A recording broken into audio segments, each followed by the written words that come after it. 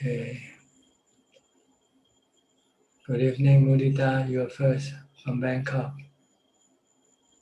Good evening กับนมัสการค่ะท่านอาจารย์ How are you today? Fine, thank you. And you? I'm good too. Thank you ค่ะท่านพระอาจารย์ May I ask you a question? What is the difference between Santitiko and Pajjatang ค่ะ Well, Sanditiko means the Dhamma can be proven by the practitioner. And Pajjatang, I think here and now, right? Something like that. I'm not sure about Pajjatang. Veditabo Vinyuhi. Something that can be discerned by the wise.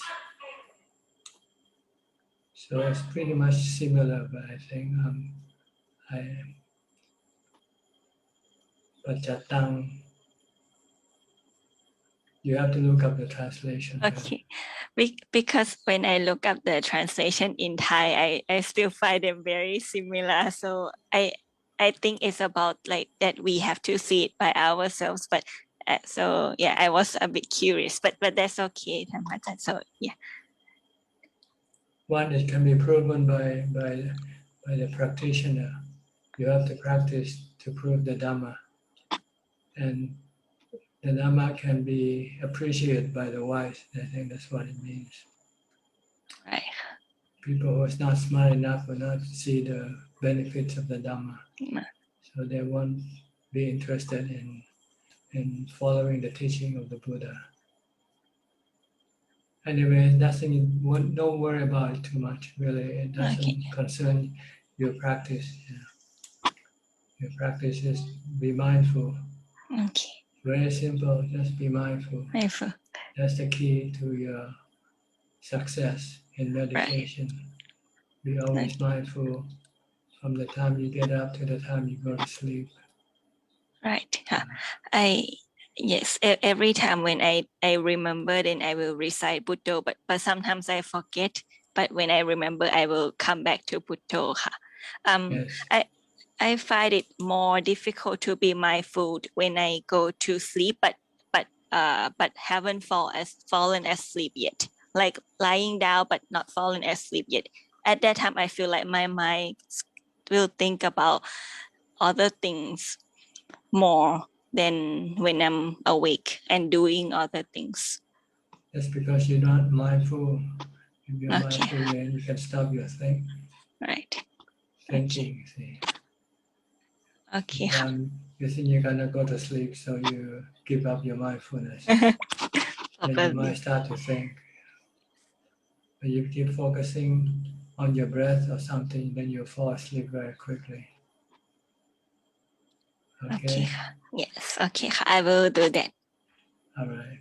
Okay. Thank you so much, Thammajan. Next, Anuraji from New Zealand. Hi, how are you, Anura? Thank you for your donation to the school. Hi. Yeah, thank you. Yeah, I'm very good. How about you? Good, thank you. Yeah. Just one question, Ajahn. So when we meditate in say Buddha or Anapanasati, so we always recollect the Rupa Kanda, but in order to observe Namakanda, so we should be in Samadhi, or should we be coming out from Samadhi and observe the Namakanda? Oh, you have to be outside of Samadhi. Samadhi is a place where you empty everything. You want to be with emptiness. You want to stop the functioning of the khandhas, stop the functioning of the body, the 5 khandhas. Yeah. The body, feeling, thoughts, perception, and consciousness. So your mind become peaceful, calm, and happy that way. And become neutral. Doesn't react to anything. So you want to train your mind to get into this position for as much as possible. So that when you come out of Samadhi, you want to maintain that position with mindfulness. Try to tell your mind to stop reacting. to the sensual objects. And as far as the observing the nama khandhas is concerned, you don't really have to observe it, because if you have mindfulness, you are already in effect observing your sankhara. You want to stop your sankhara, so you're watching your sankhara. And with sankhara comes vedana, sanya, and vinyana. They all come together. So you're in effect watching the four namakhandhas when you're developing mindfulness. And you want to first to stop the sankhara, your thoughts, because your sankhara can be harmful to you. Normally, it's driven by your defilement. Your sankhara will think about cravings for things, cravings for money, for status, cravings for praises, cravings for happiness from the sensual objects. So you have to learn how to stop this desire, craving, by stopping your sankhara with mindfulness. Once you know how to stop it, then you can then direct it to think in the opposite direction. Instead of cravings for things, you teach it not to crave for things, because you teach the mind that everything you crave for is dukkha, because it's impermanent. It might give you happiness at first, but then that happiness will eventually fade away or change, and then you will feel empty and even sad if you lose that happiness. So it will drive you to look for more happiness, for more things. So this drives you to samsara, to the ceaseless rounds of rebirth, because you keep looking for things to make you happy. And the things that you look for cannot give you permanent happiness. But if you can teach your mind that this is not a way to seek happiness, we seek happiness by the way of the Buddha, which is to stop all our cravings. Once we could stop all our cravings, then we can have nibbana as the reward, permanent happiness. This is how the mind works. The mind doesn't get happiness from things outside itself, because everything that it gets is impermanent. So by virtue of impermanence, it can then cause dukkha, sadness or suffering to the mind. But once the mind has got rid of all the cravings, the mind becomes perfectly still. And this perfectly still gives you the real happiness, the supreme happiness. So this is what we have to do, mindfulness all the time. First, developing mindfulness to stop our sankhara. You stop sankhara, you stop vedana, you stop vinyana, you stop sanya. They come in groups, they come together. And when you stop them, you find peace. You find that when the mind stops working, it is peaceful and happy. But this is only a temporary peace, because mindfulness cannot keep the mind permanently peaceful. After a while, your mindfulness will then weaken, and then your mind sankhara start to think again. So you need, next step is to develop vipassana or wisdom, the tool that can stop your sankhara permanently. Not completely, but stop it from cravings permanently. Stop it from thinking about cravings for things by teaching that everything that it craves for is dukkha, because they are impermanent. And then once the mind sees this truth, then it will stop desiring for things. And when there are no desire, then the mind will be peaceful and happy. Even when you are thinking, your thinking will no longer cause you any restlessness, agitation, because you don't think in terms of the defilement. Okay.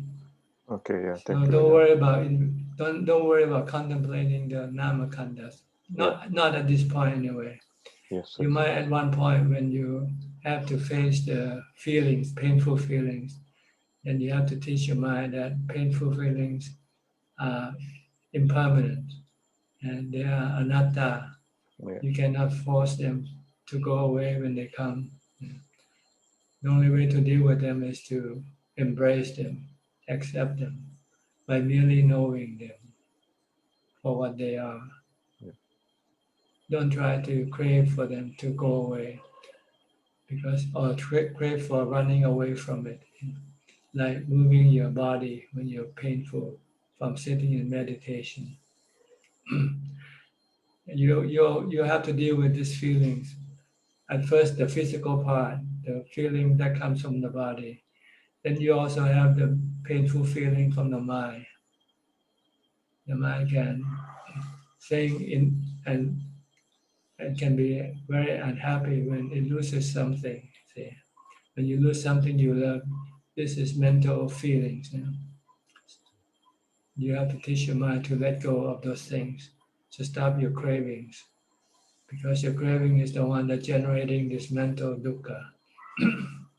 So this come later. First, you try to develop as much ubekkha as much as possible, so that your mind can then look at things and rise above them, not reacting to them like you are now. When you sing, when you see or hear things, you react almost instantly, either good or bad. You hear good sound, you react with happiness. When you hear bad sound, you act with sadness or anger. So you want to stop this reaction first by developing samadhi. So you get ubekkha as much as possible. And when you come out of samadhi, this ubekkha will still remain in the mind for a while, but eventually it will then disappear because it's generated by mindfulness. And sometimes when you're not mindful, then this ubekkha will then disappear eventually. So you want to maintain mindfulness most all the time, and then at the same time also start to teach the mind about anicca, dukkha, anatta concerning everything. Whatever the mind craves for or being attached to, you have to tell it to stop craving and letting go, because they will cause the mind dukkha sooner or later. So this is what you will do first with your body. Your body, the mind is attached to and has desire for it to be well, to be strong, to not to be sick, not to die, not to get old. But the truth doesn't say like that. The truth is the opposite of what you desire for. The truth is the body is going to get old, get sick, and die. It's just a matter of time, where or when, and we cannot predict. But we must teach the mind to prepare for this thing and embrace it when it comes. Don't try to reject, because by rejecting you are creating dukkha in your mind. Same thing with feelings, physical or mental feelings. And you will solve all your problem once you finish dealing with this thing. The body is the rupa khanda, while the feelings are the nama khanda. Okay. Okay, yeah. Thank you, Ajahn. Thank you. Thank you. So right now, just try to get into jhana first. Yes, That's your main objective right now. yes, yes. Don't That's be fine. overly concerned about wisdom. Yeah, If you want to, just contemplate on anicca, dukkha, anatta, yes, yes. and Yeah, the Four Noble Truths. Your yes. dukkha caused by your craving for things that is anicca, dukkha, anatta, Yeah. to not be anicca, dukkha, anatta. Mm-hmm. That's all.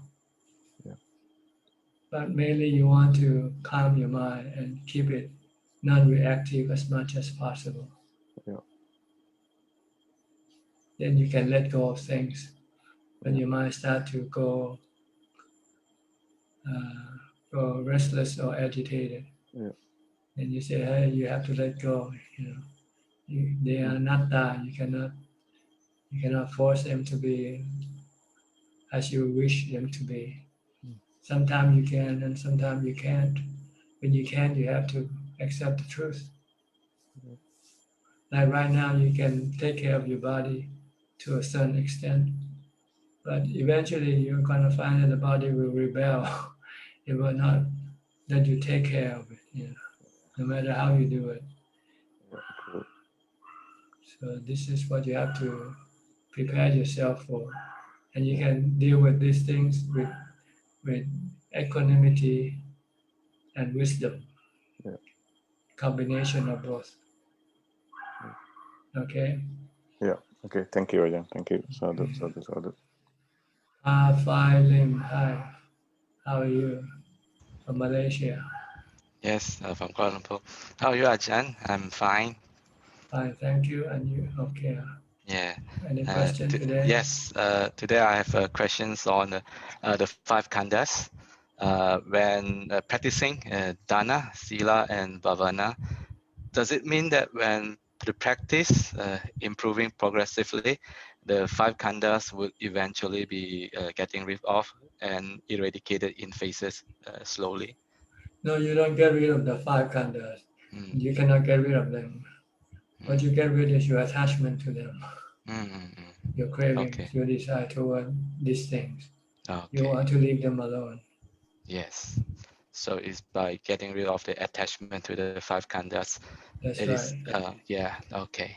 The Buddha, after his enlightenment, he still have the five khandhas with him, but he doesn't cling to them, have any attachment toward them, or have any desire or craving for them. But he can use them for the benefit of other people, Mm, like giving Dhamma talks. yeah. So the khanda is not the culprit. It's not the one that's the problem.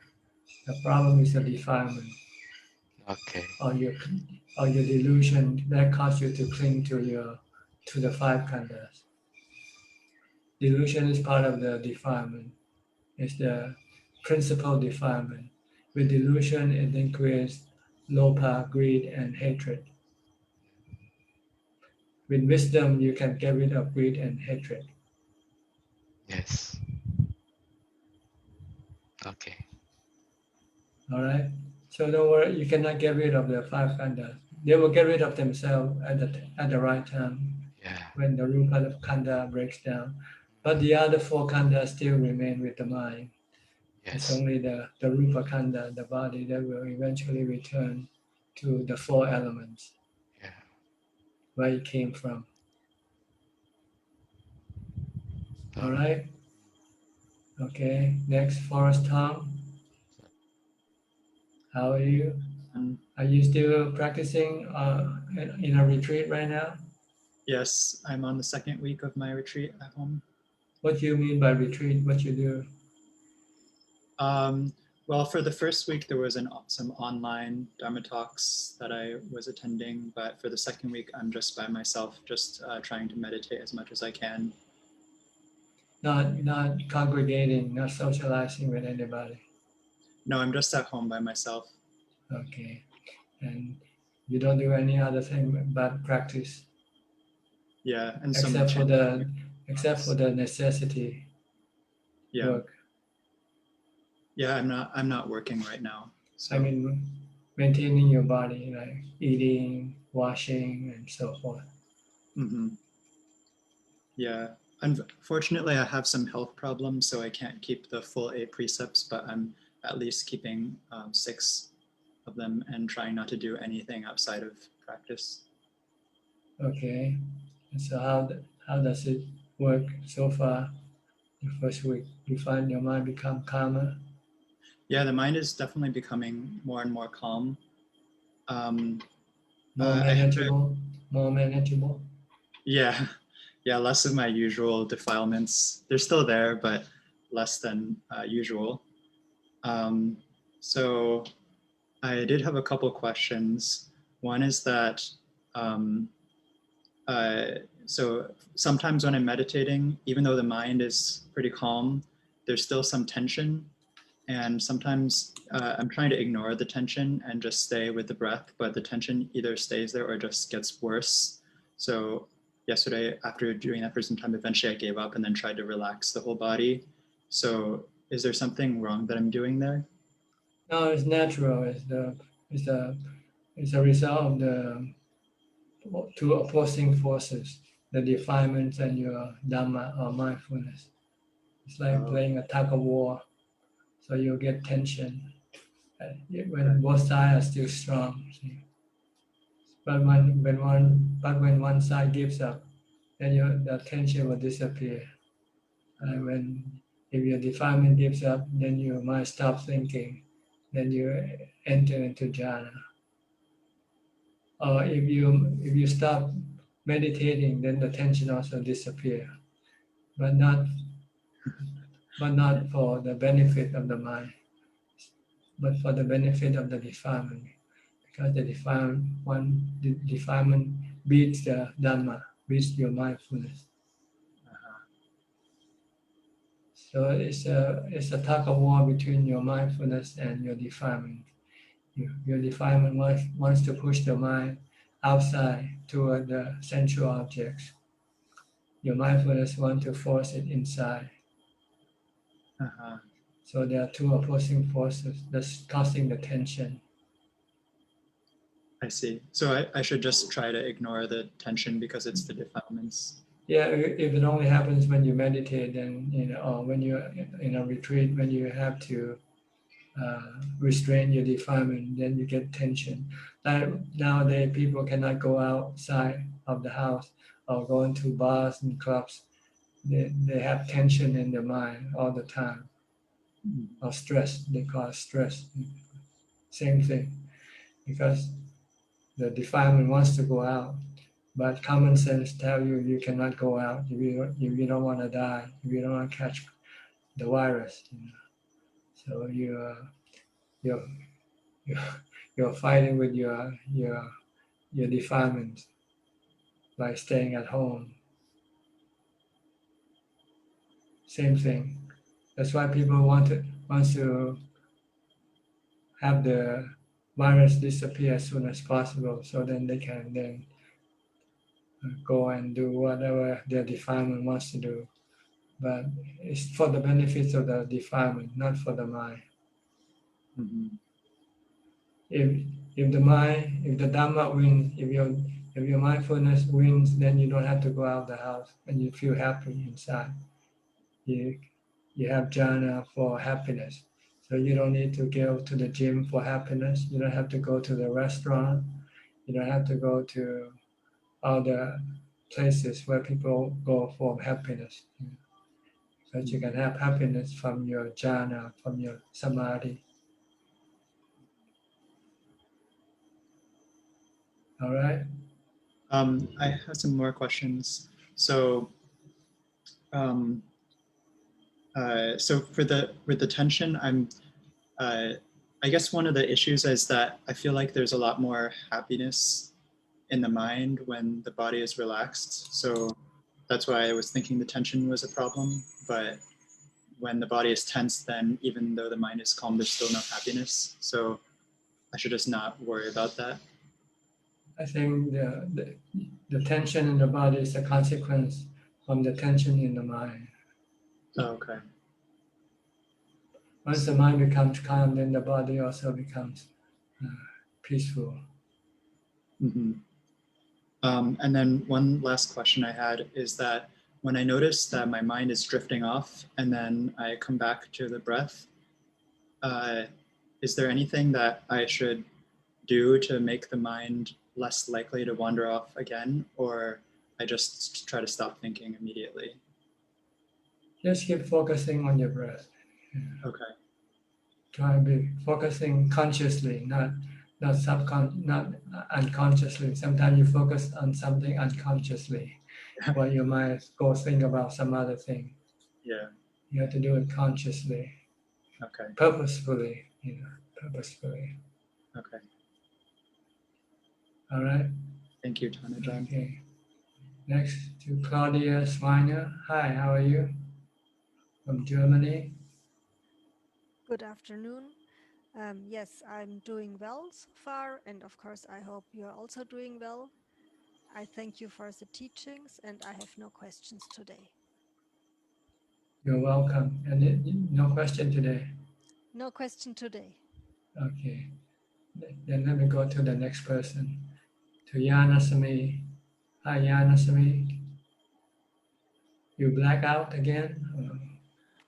Yes, Bante, another blackout because of the snowstorm. It destroyed a lot of the electricity lines and a lot of the trees also. Okay. Kind of question today. I wanted to ask, I read once the Buddha in Sutta was talking about our minds are three different kinds.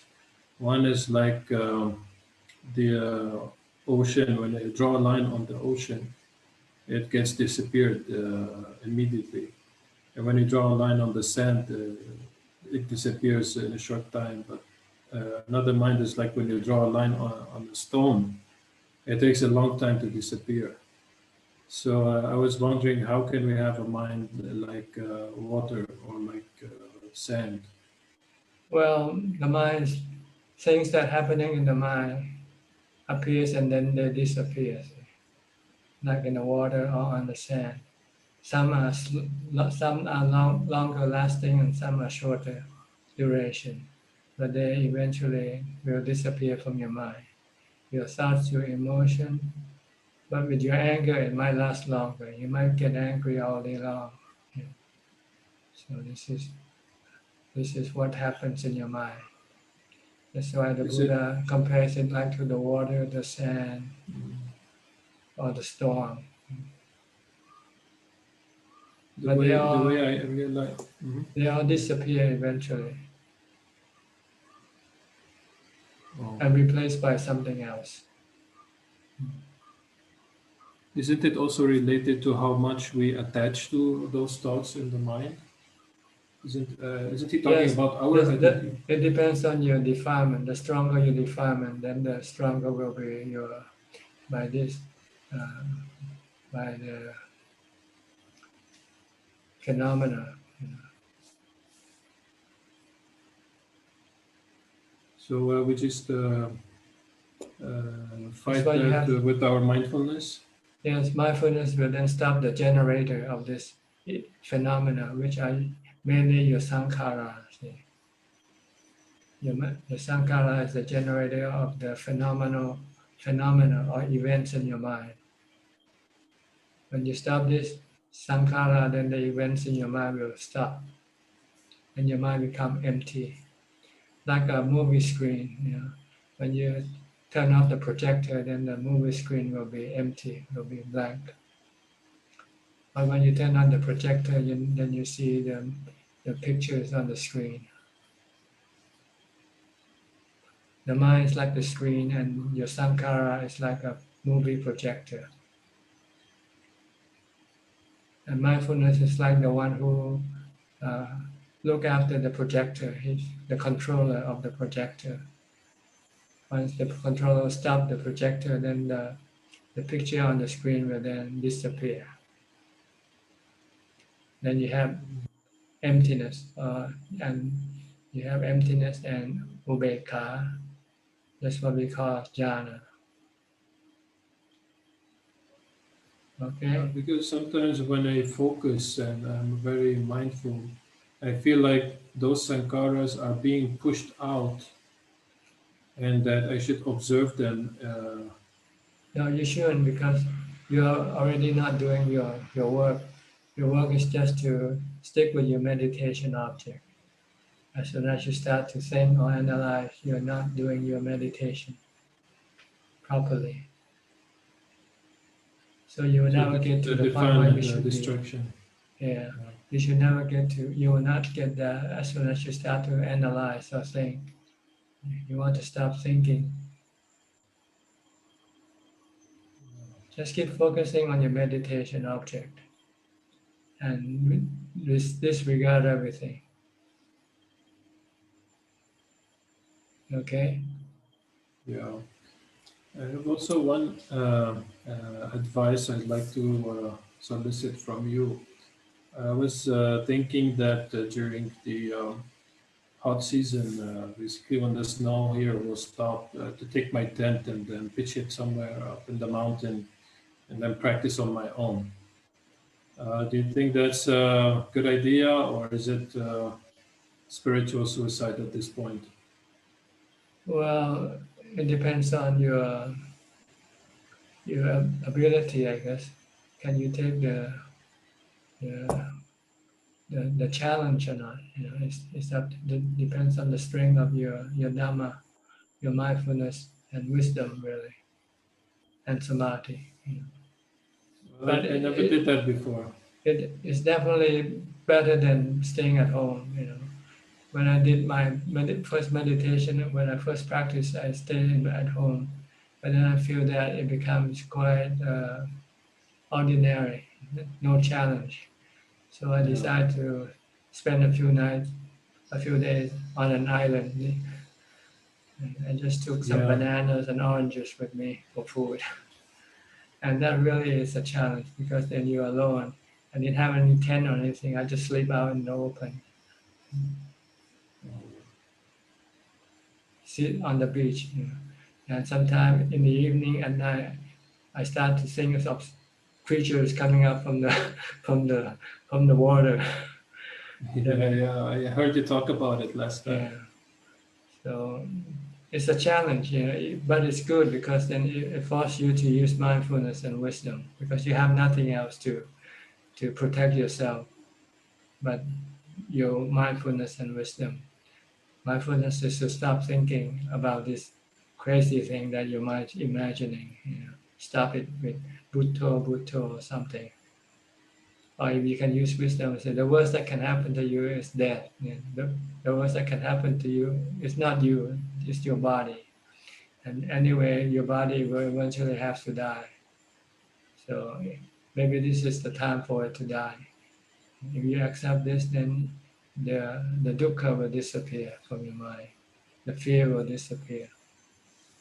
But if you stay at home in a safe place, there will be no such thing happening in your mind. See? So no challenge. You just have the ordinary stuff that you have every day in your house. So it depends whether you have enough courage, enough strength, enough wisdom, insight to see that that is eventually it's going to happen. So this is to be the time. Are you willing to die for it, for the Dhamma or not? If you die willingly, you can become a Sotapanna. Oh. Yeah. There's some stories in the Tipitaka. Some monks became enlightened when bitten by a tiger, because he knows that he has to give up his body. And So at he that gave very up. moment of death, they attained Sotapanna. Yeah, I think so. If not higher. Yeah. So this is the challenge that we all have to take if we want to go across samsara. All the Ajahn in Thailand said Nibbana is on the side of death. If you don't come face to face with that, you don't get to Nibbana. That's why they all go seek. But if I get like the in chance, the forest, they all go to the forest, in the wild forest, to look for death. yeah. To look for the condition, to look for the condition that will make them think that death is imminent, and then the mind will be really under stress, and the only way to deal with it is to give up the body, to see with insight that the body is anicca, dukkha, anatta. Yeah, I'm not sure I'm at that stage yet. Okay. But if I do get like the option of traveling in, let's say, around May, and the airports start to open, and like going to some monastery, or doing this like staying in a tent, do you advise me to take the monastery, like the safer option, or like is there a stage that, let's say, I should have the fourth jhana before I could just go on my own as a kind of like a lay practice, you know? Yeah, I think you have to have a certain amount of jhana and a certain amount of mindfulness. Be able to stop your mind when it starts to become afraid. You know, if you cannot do that, then when the mind becomes afraid, you might go crazy from fear. Not permanently, but temporarily. You know, go crazy, uncontrollable. The mind becomes so uncontrollable.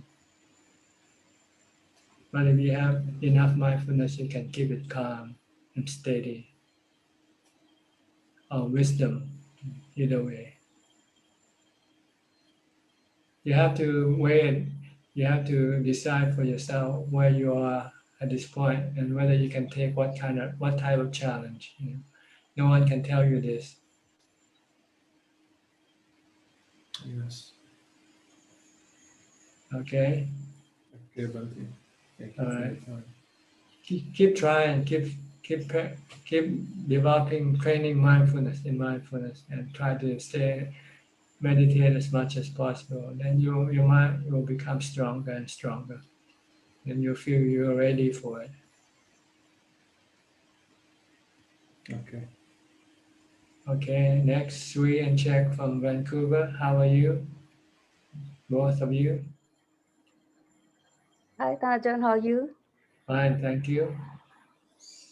Ajahn, I was just listening to what you said about you going to the beach and you don't have a tent and you have to develop mindfulness. But at the time you haven't ordained yet. Did you already know the Puto method for mindfulness? I was practicing using the foundation of mindfulness. So mainly I use the body as my object of mindfulness, whatever movement I do. But sometimes I use a parikama, a mantra. Sometimes if I cannot, when I sit and becomes painful and the mind won't stick to the breath, then I start to reciting a mantra. I usually use anicca. Oh, so you already And know the mantra method at that time? yeah. Oh, And it works also. The mind, for me, it became calm quite easily, very quickly, after a few minutes. oh. The pain that disturbed my mind no longer could disturb my mind once the mind become detached from it. Oh, wow. Even with no tent, like you were able to overcome the fear, right? Well, there's no fear really. You on the beach, it's quite open. You have the sky, above, and But you're saying like you think the creature from the sea? the water. From the Yeah. but there's no fear. It's just the Because imagination. in my younger days, I watched some comic books about these creatures coming from the ocean. So it's still embedded in my mind. Yeah. Oh, I see. Okay. Yeah. There are some newcomer, Ajahn. I won't take much of the. Maybe I'll give the time to the newcomer. About I Sri, saw some newcomer. Sri, have any? No, yeah, Okay, leading. maybe later. Maybe Yeah. it's the second round. Yeah, and there's newcomer. Thank you, Ajahn. Thank you. All right. Alvin Lee, next. How are you from Kuala Lumpur? I'm fine, thanks, Ajahn. I trust you're well.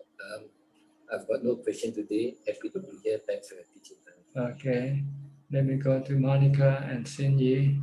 Hi, Monica. Good evening, Pan Good evening, Ajahn. Pan Ajahn. How are you? Yeah, good, thank you. I hope you're well too. Yes, thank you. Yeah, it's great to be back in your session after missing 2 sessions. Anything question today? You want to ask? You ask first. Oh yeah, actually, Pan Ajahn, actually we went for the retreat. We just got back from the retreat at the Ajahn King's monastery. So I realized that when I did the meditation sitting, I try to focus on the Buddha, and I keep on telling myself Buddha, Buddha. Somehow the calmness just cannot come in. Then later on, I remembered that Tan Ajahn mentioned that, when we do chanting, we have to hold the image in the mind. So I sort of hold the image of Buddha in the mind, and somehow the mind can gets into calmness. And then after that, I sort of experience like waves and waves of happiness. Can Tan Ajahn explain more about this? Is this the right way? Yes, if you're happy, then you're doing okay. But you should try to stay focused on your mantra. We use the mantra if you want to maintain this happiness, because as soon as you stop, then your happiness will then eventually stop also. Okay. So let's say but anyway, because it was already late, when I come out of the happiness, it was already about 10:30 because I was at the monastery. Then the next morning I had to get up very early. So what happened, let's say if we already experienced these waves of happiness, should I still continue or should I pull back the mind to do the mantra, the Buddha? Well, if your mind is not still, then not empty yet, you still have to keep reciting the Buddha or whatever meditation object you use. Because this happiness is, I think it's sukha. It's probably from the second jhana or something like that. You haven't get to ubeka yet. You haven't got to the mind being completely neutral from any emotion, without any emotion. So if you haven't got to that point yet, you have to keep reciting your mantra or keep focusing on your meditation object. So when this happiness comes in, should I actually pull my mind back and go back? Go back to your meditation object. Okay, all right. Okay. Or else you'll get stuck there. Okay, all right. Okay, thank you. How about you, Sinyi? Any question? Actually, during our retreat that we went, I realized that if let's say I do more walking, it will be easier for me to calm down when I sit. So maybe because sometimes I get drowsy quite easily. So when before sitting, I do some walking, maybe half an hour or 1 hour, then I will be able to sit and calm down easier. Yes, this is good. You just have to observe which method is good for you, because we all have different level of mindfulness. And some people don't need to walk much; they can sit and then become calm very easily. Some people are still restless, so you find it hard to sit, then you get up and walk instead. Yeah, I think it's more of when I sit, I think I get drowsy. So it's good that I walk so that I can have more energy. Okay. Yeah, either drowsy or restless. Sometimes it swings both ways. Sometimes the mind becomes restless. Sometimes it becomes drowsy, but it never stay in the middle. So you have to get up and walk and increase your mindfulness. Then you can get rid of your drowsiness. Okay. All right. Thank you. Next, Gek Yenso from Penang. Hi, how are you, Gek? Ajahn, I'm good. Yeah, thank you. No question, Ajahn. Okay, you practicing? Are you practicing? Yeah, about an hour in the morning. Yeah, before my morning chanting after wake up. Is that all? Yes, only 1 hour every day. Yeah. You're still working, huh? No more working, just helping some charity work sometimes. Yeah. Too much dana. I think you should balance, reduce the dana and increase the bhavana more. Okay. Okay, so don't get stuck with charity work. Mhm. Eventually, you want to give it all up, and then you will then fully practice bhavana, Mhm. because that's where all the major works is. You have to do the bhavana work. Mhm. Charity is just a preparation for your mind to go up the higher level. Mhm. So don't get stuck on the lower level. It's good to do charity work, but but it has limits. It doesn't get you all the way to your objective. Yeah. Mainly, there's some responsibility as a committee members. So You have to pass it on to somebody else. You just have to. You're attached to your charity work, and you won't be able to go anywhere. I think maybe it's the influence of the Mahayana. You say, oh, you have to help other people before help yourself. If you do this, then you will never be able to become enlightened. The Buddha said, help yourself first before you help other people. But the Mahayana misinterpreted and said, help others first before you help yourself. Okay. Okay, thank you. Yeah. Next, ST. Hi, from Singapore. Hi, evening, Ajahn. Yeah. Hi. Actually, just following up to your point about the Mahayana, about helping others and helping yourself, right? Was just thinking, just a thought that if you help others, you're actually letting go of yourself. So is that also a form of practice? You let go very minimally, not like when you bhavana, when you practice meditation. Right. Okay. So that means you really need to practice meditation to be able to let go of yourself. Everything. Yeah. Unless a person is able to give out life, then that's another issue, right? Please repeat the question again. No. So if unless the person who is helping others is willing to give out his or her life, then that's another question. Because if his or her life for the work of charity. I'm saying, for example. For what? Because when you mention charity, right, it can be helping others, right? So Right. this person may go to the point of helping others that he or she gives up her life. Then he just wastes his life. He only spend his life on the elementary level and never go up to the advanced level. Right.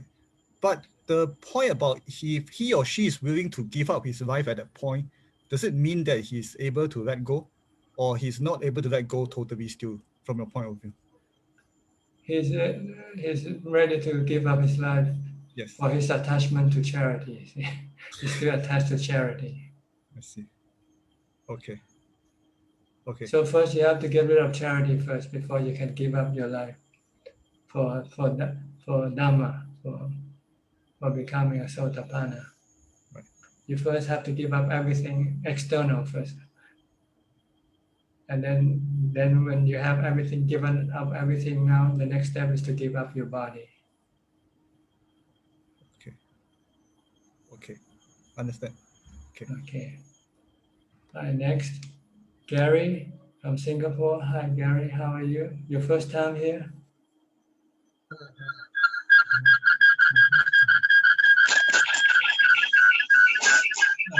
We got a lot of feedback from you, your microphone. The network problem. Okay, go ahead.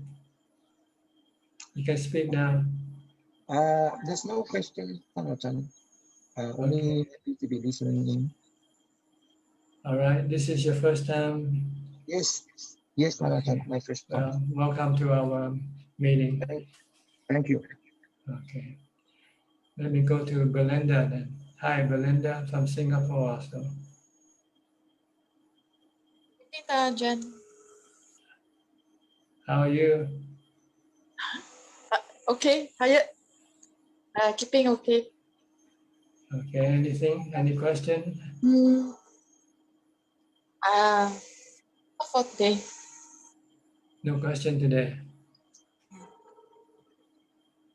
Okay. Maybe later if you have any questions, wait for the second round. Okay, Ajahn. Okay. Next, Kuyen Duong from London. Hi. Ajahn. I have no questions today. Okay. I hope you're well. Thank you. All right. Next, Philip and Adeline from Kuala Lumpur, Malaysia. Good evening, Ajahn. I hope you're doing well. Fine, thank you. Don't have any questions. I just wanted to clarify just now with earlier questions. So the Sanya and the Sankaras are the ones that actually create the delusion of yourself and your existence, right? Is that what the whole essence is? No, the delusion is not the Sanya Sankara. Delusion is separate from the Sankara and Sanya. It's a delusion that causes Sanya Sankara to think in way of delusion. Because if you have wisdom, then you use Sankara and Sanya to think in the way of wisdom. That's why Avijja Pachaya Sankara. See? Oh, okay. Avijja drive the Sankara.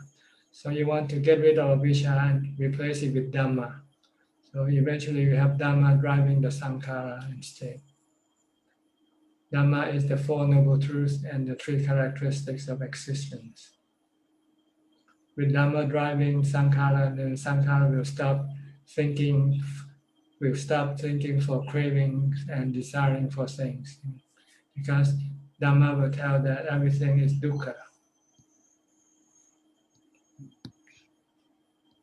Okay? Thank you. But before you can use wisdom, you need to stop Sankara first. Be able to have the ability to stop Sankara. So you need to develop mindfulness to stop Sankara first. Once you can stop Sankara with mindfulness, then you can use wisdom to drive Sankara toward Nibbana, to dispassion, to giving up, detachment. Okay? Okay. Clear enough? Yes, clear enough. Adeline, you got any question? No, not tonight. Okay. Thank you, Ajahn. We go to Soning and her daughter from London also. Thank you, Ajahn. We are listening. No question. Thank you. No question. Okay. Then next is Joseph Chi. Hi, Joe. Thank you for your donation. I heard that you also gave some money to the school. It was very fast. Thank you very much. It was facilitated by Jack, Yeah. your devotee from Bangkok, who sent the books to me. So I just received it today, and also I made a donation today. It's just a small one. Yeah. Any amount is good. Yeah. I had to queue at the bank for over an hour because of the COVID restrictions. Oh, really? Okay. Takes patience and persistence. We allow 5 people into the bank at one time. Yeah. Okay. Thank you. Thank you very Any much. question today? Your posting on Facebook, Dhamma for the Asking, was very interesting. Yeah. So I read them. It was about Sabbe Sankara Anicca. Anicca. Sabbe Dhamma Anatta. Sabbe Sankara Dukkha. Sabbe Dhamma Anatta. And with regards to those, my conclusion is so Sankara and non-Sankara. The non-Sankaras are the elements, right? Of earth. Right. They're one in itself, the earth, water. Yeah. But when they form together like a body, then this becomes Sankara, formation. Yes. All formations are temporary, impermanent. But all non-formation are permanent. They don't break down. Water will always remain as water. Earth, fire, and air, and the mind, they all will remain the same. But they are without self. Yes. There's no self in them. Yes. So because there's no self in both Sankara and non-Sankara, that means everyone in this world, the 7.8 billion people in this world, including myself, if we are not cultivating, are actually tied to our Sankaras and have the illusion that we are a self. That's right, delusion, ignorance, avijja. Yeah. Avijja type to Sankara. You think in terms of yourself. And because of this, aren't the 7.8 billion people, if they are not true cultivators, aren't they attached to their own reality? And there are 7.8 billion realities, which make the world a very confused place. That's right. That's why we have all this confusion. So that makes it very important for us to cultivate and realize the true mind, which is the chitta, the knower. That's right. Empty and silent. Yeah, just knower, just a knower. Without the thoughts, because the thoughts are all delusion. You can use, if you have wisdom, then you can use that with wisdom. See, your thought is just an instrument, and either it's being used by delusion or by wisdom. See, so you can think in terms of wisdom, then it's okay. So we must cultivate to a level whereby our thoughts have wisdom. Otherwise, that's why we have to see everything is without a self. Sabbe Dhamma anatta. Yeah, but the realization of this then actually awakens me. When you let go of your attachment, then you realize that you truly see the truth. Yeah. Right now, it's still an imagination. Even it's a truth, but it's just an imagination of the truth, not seeing the truth itself. Yes. Because you're still attached to all this anatta stuff as yourself. Exactly. Yeah. But as soon as you let go of your body, and you become enlightened. You say, "Oh, I have let go of this anatta. This body is not myself. So why should I worry about my body, right?" Yes, exactly. Because it's not myself. But if you worry, then it means you take your body as yourself. Exactly. So it's an eye opener, and will contribute a lot to our own practice, especially my own. Yeah. You need a situation to force you to see the truth. Yeah. Like when you get sick, you go to the doctor and say, "Oh, you got stage 4 cancer," and see how you react. And also not to be reactive to other people, because when everything is anatta, there's no people or things. Yeah, they're just elements. Yeah. So they're like the sun, the rain, the wind. Yeah. Hey, know me, hey, know you. Yeah. When we look at other people, also we know that that actually there's no one. Body is just a formation of the 4 elements. Yeah. The trees are also the formation of the 4 elements. Yeah. Almost everything are elements you see with your eyes. So we don't react. We just don't react. You don't need to, but you react because of your delusion. Exactly. Because you look at diamond and you say, "Oh, this is precious." Yeah. Exactly. Yeah. When you look at dirt and say, "Oh, this is dirty," you don't see them as element, being equal, either diamonds or dirt. Exactly.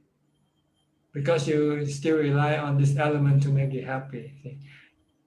But once you replace it with jhana, with peace of mind, then you don't need to use this thing for your happiness. Then you'll see them all are equal. Diamonds and dirt are equal. They are equally the same. They are elements. They are the earth element. Even money. Yes, everything. Right now you depend on them, so you see them differently. See? But if you don't depend on them, then you can see them as what they truly is. They are what they truly are. They're just elements. And we just put a value on them, and then we exchange them for whatever things we want. See? We do bartering before we have money, right? I give you some food and you give me some clothes or something like that. Because we still have needs. But if we can stop our needs, then we will see that everything is just the same, no value in them. We place value in them, depending on the rarity or how difficult for you to obtain them, or how useful they are to you. Exactly. Yeah. So only the Buddha has exposed this, because yes, himself first. Then when he taught to the other monks, then they also could see that. Yeah, exactly. Okay. Yeah. Okay. Thank you very much. Thanks for the book. Yeah. Okay. Next, Edwin Tan from Singapore, I think. Edwin, where are you now? I think we'll move to the second page. Okay. Hi, good evening, Ajahn. I'm just very happy to see you today. No questions from me. No question. Hope you are healthy and well. Yes. Okay. Thank you. I'm fine. Next, Alfredo from Brazil. Levante. How are you? I'm fine, thanks. And you look happy. You look happy. Yes, my life is normal. It's not a good life. I practice and and tonight I dancing. I have a life, a tranquility life now. Okay. I'm present. I create 5 hinders and words to help my practice, né? 5 hinders, like the same of Buddha, né? Not react, not to do bad things, not thinking, not analyzing, né? Yes. And in relation to wisdom, I create 8 words: Nibbida, Dana, Sati, Sila, Panya, Bhavana, Samadhi, and Nibbana. When I meditate, I restate the words to help me be calm, be more calm, né? Yes. And for not reacting the things and meditate better, né? It's good to have any instruments to better your practice, né? Yes, sometimes you have to improvise. You have to find the things that will help you. It's a matter of trial and error. Yes. Sometimes other people's method might not work for you, so you want to invent your own method. Yes. Thanks. All right. No question today. I inspirate in you the words not reacting, not thinking, not analyzing, be mindfulness. Just knowing, just knowing. Yeah, just yes. Only knowing. Only knowing. Don't think, don't react, just knowing. People say anything to you, just smile, just don't get angry, Yes. You can smile though. Smile doesn't. Yes. I like Nibbida too. Nibbida is not. Yes, it's not Sankara a lot, né? Nibbida is a word, not delusion, né? Nibbida is space, is calm, but Nibbida is not negative, né, Bante? Nibbida is positive. Looks like is negative, but it's positive, né? But Yes, for it makes your mind calm. It makes your mind calm. yes. Okay. Yes. Is that all? Yes. I All only right. practice. Okay. Let me go to Lillian next then. Hi, Lillian from Bangkok.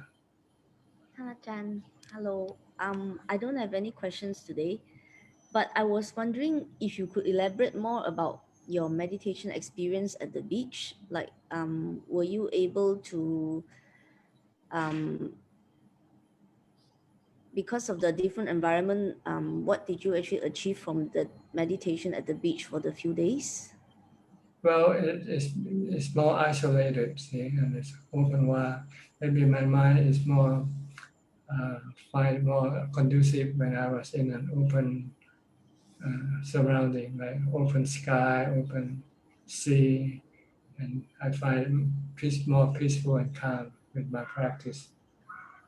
Okay. But it also generates some amount of fear at night, because you're out in the open, so you just have to be very mindful to stop your mind from generating fear by thinking about what might happen to your body.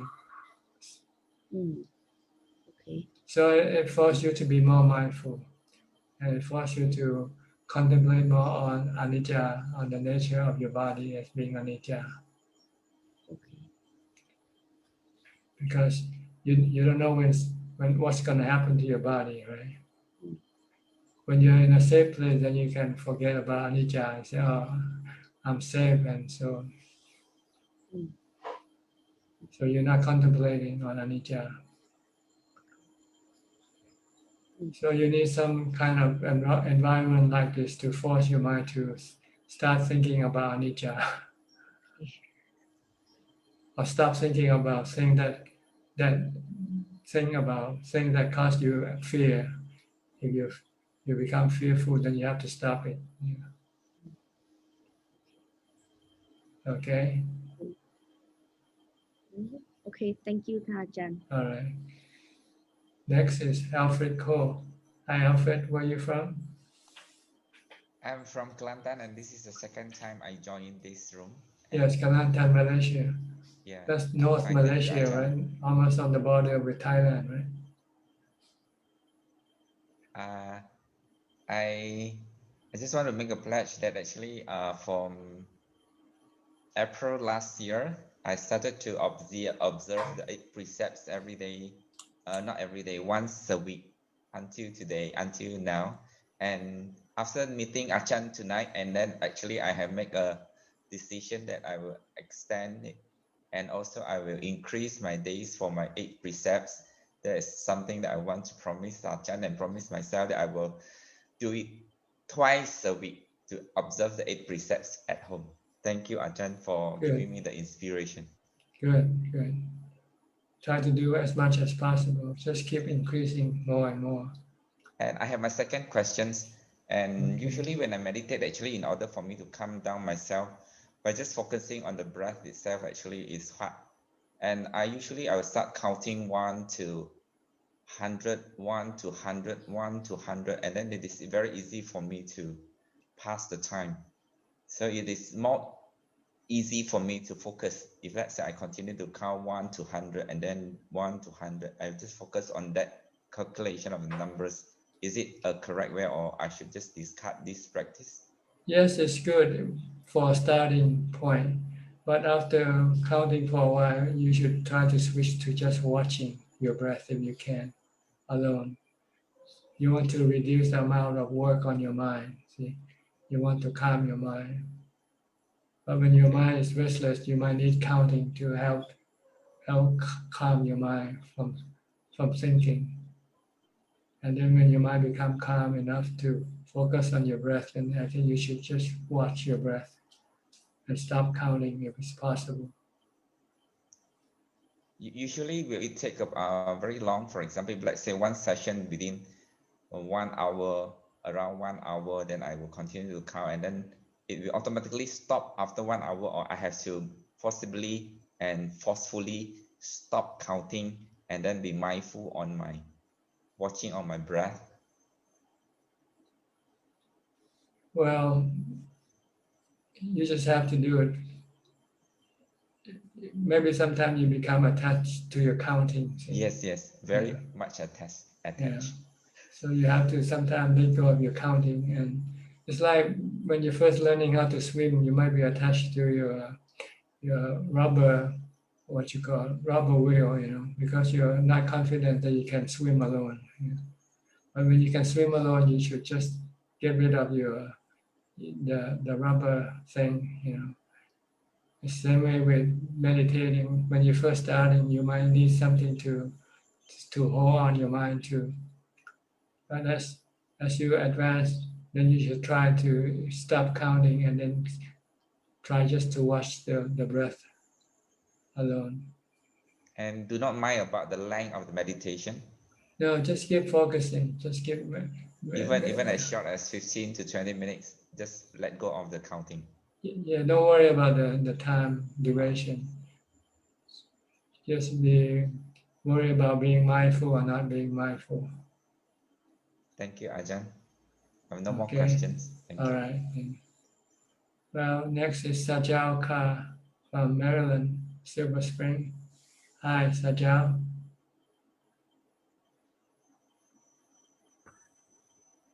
How are you, Ajahn? Very fine, thank you. And you? Yeah, I am well, thank you very much. And I have a small question about attachment that for the over last 2 years and slightly more that I have been, I always do once I get up in the morning or before I wrap up the day, I do like a little bit of like a worshiping or like which is with the Buddha image, my own little shrine where I chant briefly, and it's same thing in the evening. Is that necessarily superstitious or I should actually let go of these things after a while, but I really like my morning sessions, my evening sessions by myself before an image of Buddha. So can you comment on that, please? Well, for some people, they might need something to do first to get their mind in the spirit of meditating. So it doesn't hurt if you want to pay homage to the Buddha's image and do some chanting.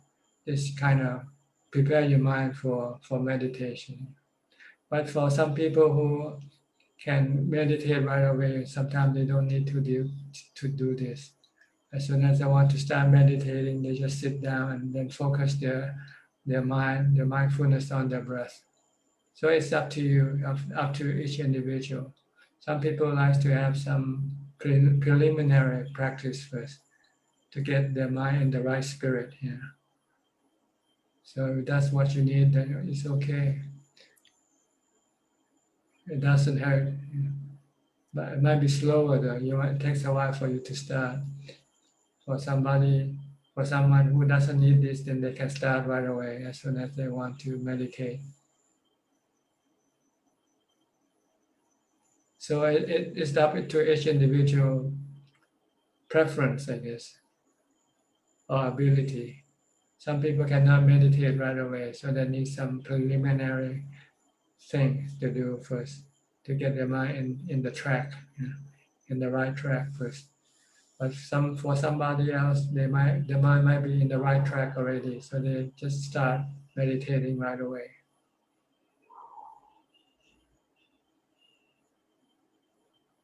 Yeah, thank you, Taracha. Because there's no magic in paying respect, homage to the Buddha image. There's no magic, any consequence, except that it's preparing your mind to become calmer. That's all. Is that all for your Yep, that's question all. today? Yeah. Thank you. Thank you, Ajahn. Sadhu. Next, Ben Chua from Kuala Lumpur. Hi, Ben.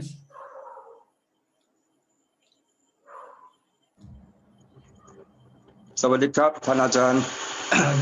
Where are you from? Kuala Lumpur. Okay. From Malaysia. Yes. First in here to chat with you, Ajahn. Yeah, you're welcome to join our meeting. Yeah, I'm so appreciate to hear your talk and get clear my the major doubt.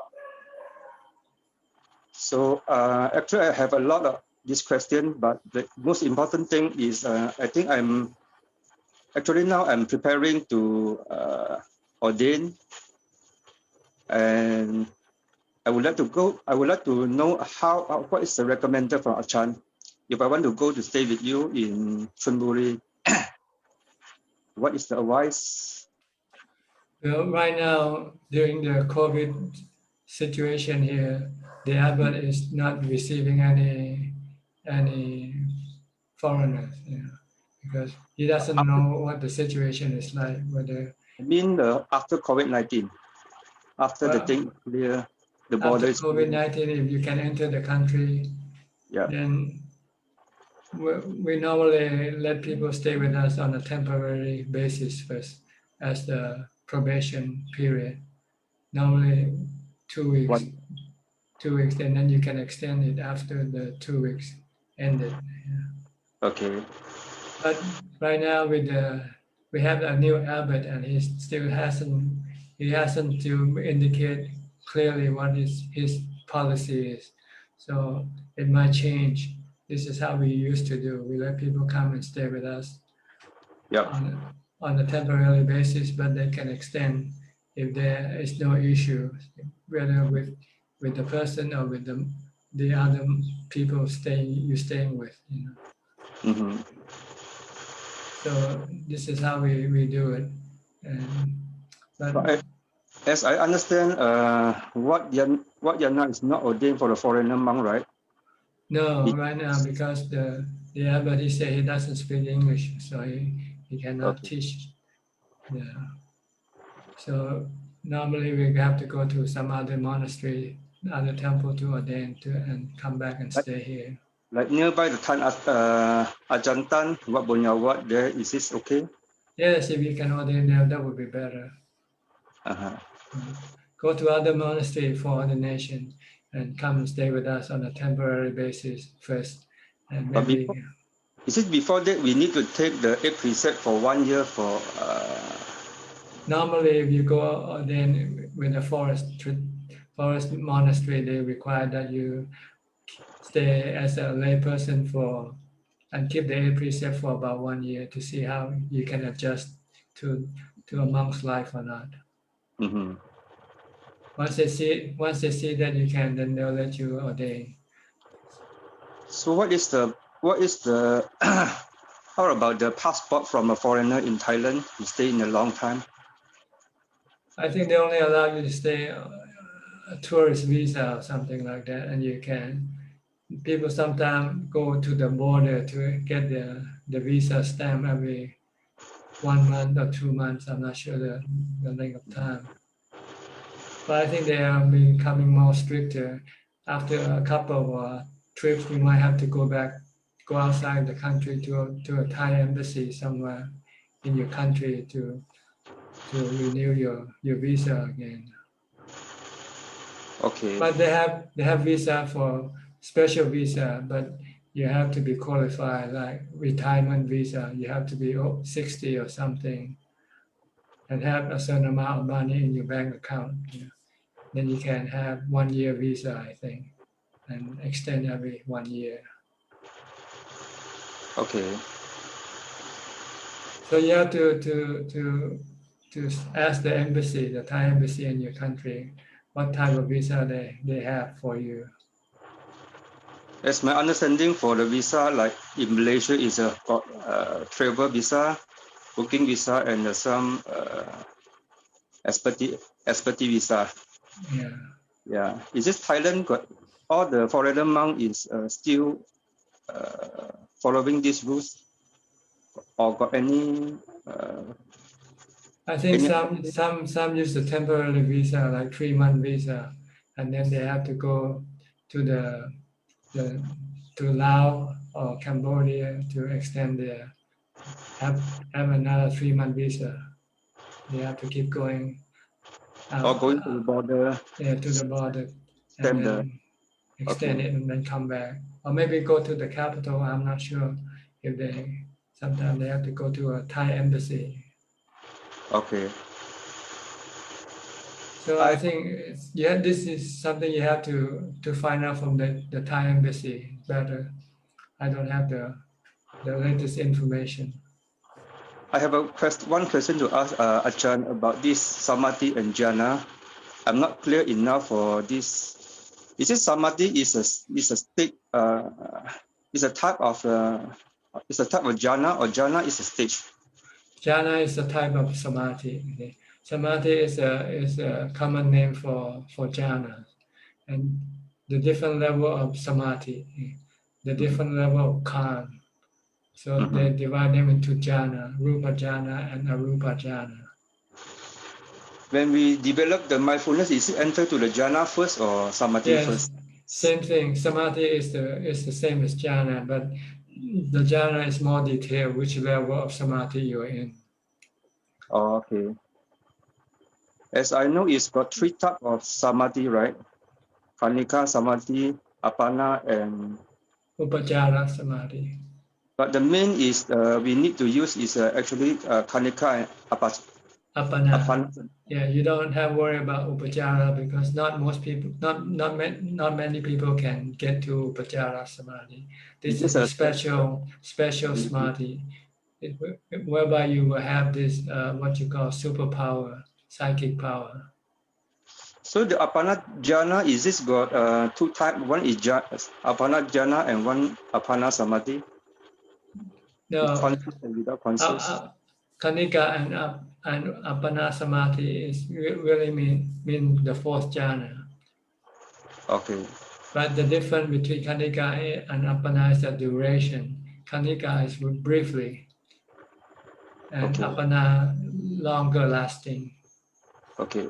Longer duration.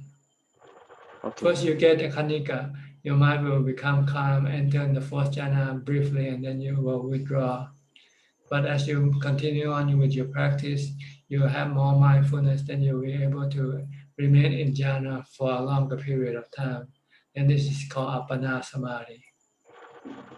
Okay. How do we make sure we are in which stage of jhana? You find it out for yourself. You don't have to, you know how calm your mind becomes and how happy your mind becomes. Okay. Okay. Today that's all. Okay. Thank you, Ajahn. Okay, you're welcome. Next, Jason Ong. Jason. Good evening, Ajahn. How are you? Okay, thank you. How are you, Ajahn? My gratitude towards all your Q&A session. I have no question tonight. Thank you. Okay. Paruda, you want to ask a question or you just want to listen?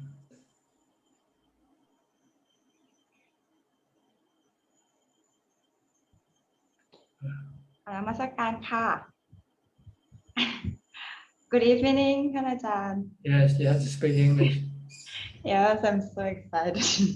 I have one question about the 2 types of sitting meditation. Yes. Yes. Can one move and cannot move? I'm wondering about cannot move.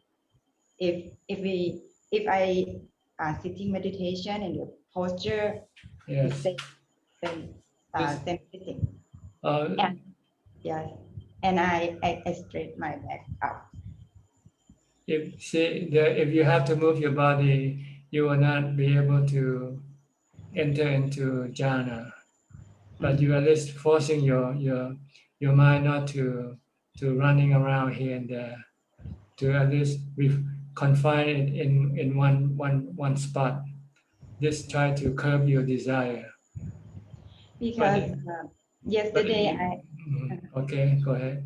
yesterday I sitting meditation for 4 hours, but I straighten my back up. But Yeah, as soon as you straighten your back up, then your mind comes back into the body. See? Yeah. The purpose, the goal is to get the mind outside of the body, get the mind back inside the mind. Try to don't move at Don't all. move at all. Don't worry about the body. Just keep focusing on your meditation object. Okay.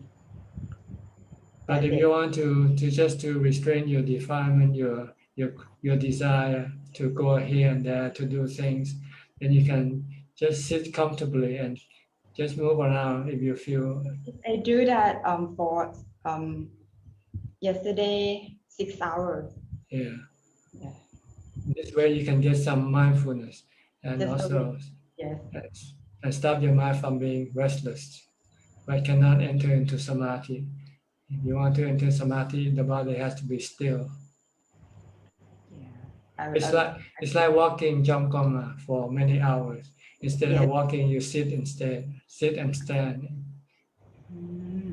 Okay, I see. Okay. All right. How many days have you been fasting now? Yes. and tomorrow, maybe tomorrow we can see. How many days? 6 days? 7 days? 7 days. 7 days. Okay. Are you hungry? Tomorrow 7 days. Tomorrow 7 days. So you plan to do it for 7 days, huh? Yes. Okay. Hungry, but I have water. You feel good? Okay, thank you. Good now.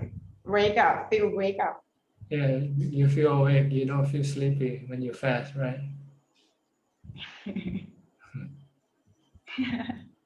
Okay. Okay, keep on using mindfulness. Stop your mind from thinking, and then you'll be only half hungry. You know, because most of your hunger comes from your mind, not from your body. Yes, but you can take some honey or something if you feel the body is very weak. I take the sweet water syrup. Syrup, okay. Take some syrup. This will give you the body some energy. Okay, maybe tomorrow night you can come for the Thai session tomorrow night. Are you going back to home tomorrow? Yes, tomorrow. Oh, you're leaving tomorrow.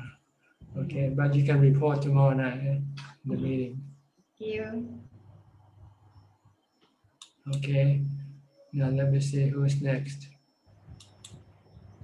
Geraldine. Geraldine. Geraldine, hi, how you been all this time? Many weeks, haven't seen you at all.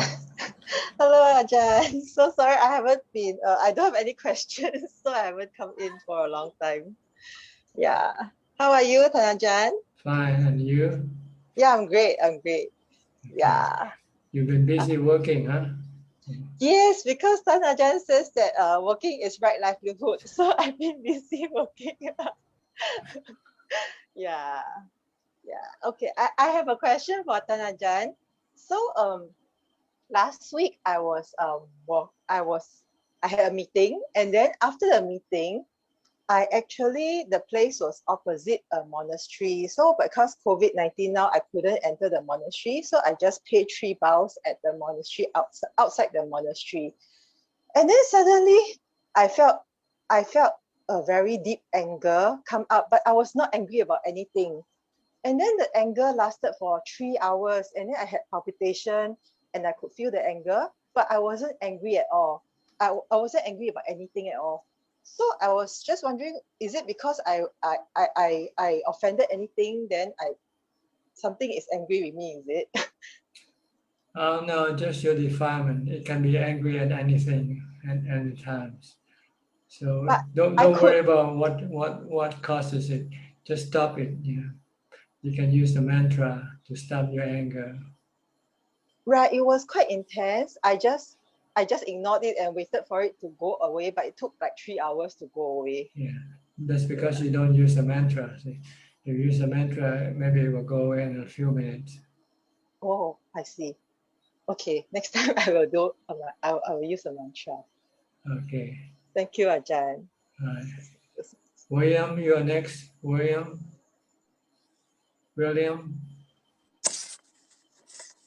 How are you? Oh, hi, Bante.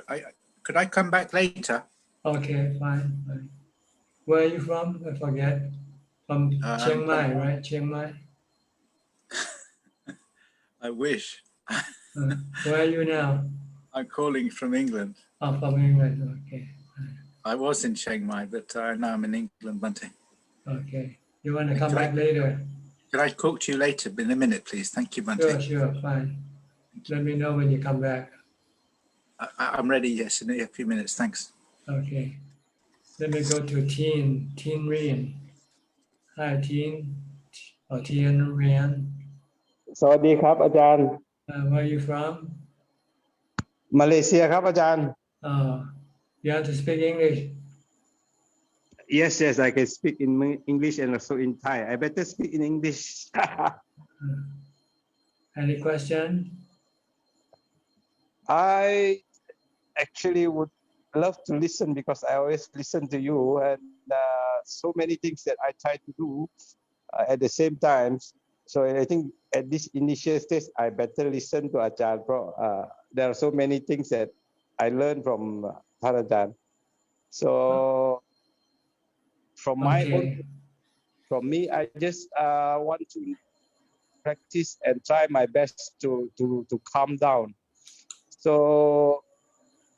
currently, I wake up every morning and I try to sit meditation as long as possible. One thing I noticed that I'm very passive about the world. Whether I have money or I don't have many things, I don't really care much. Is that a normal way of looking at life now? When you practice much, you don't really bother about a lot of things that is worldly. That's right, because you don't need them. Okay? You can be happy without them. Oh, that is normal. So it's good then. Yeah, is that good. correct? Yeah, you have less dependent on things, because when you meditate, you can become happy. Yeah, I just let go of so many things that is at one time is concerned about politics, about this and that, but now I just let it be, just like that. Q sera sera, as you always said. Yes, good. Okay. Okay, thank you very much. Right. I will continue to practice. Okay, good. Alexa Thank you so much. Aruka, next. Alexa Aruka. Hi, where are you from? Portugal? Oh, Brazil. I'm sorry, again. Hello, Ajahn. I see. Yeah, I'm from my mother. Yeah, you're right. But I was born in Brazil and I live in Holland. And in Holland. Okay, Holland. I wish to die somewhere far away from here, there, close to your village there, Pattaya. Pattaya means heart, right? The origin of heart, something like this. I read it. Pattaya. I'm not so sure whether there's a meaning for it or not, but maybe you're right. I don't know. No, I hear that yesterday, some Dhamma talk. But Ajahn, I told you that was the process to calm down. Well, I locked myself. Then everybody's locked in Holland, but I succeed to close my windows too, and to stay inside. And now I'm going to one room, lock down, So that's my goal, to stop producing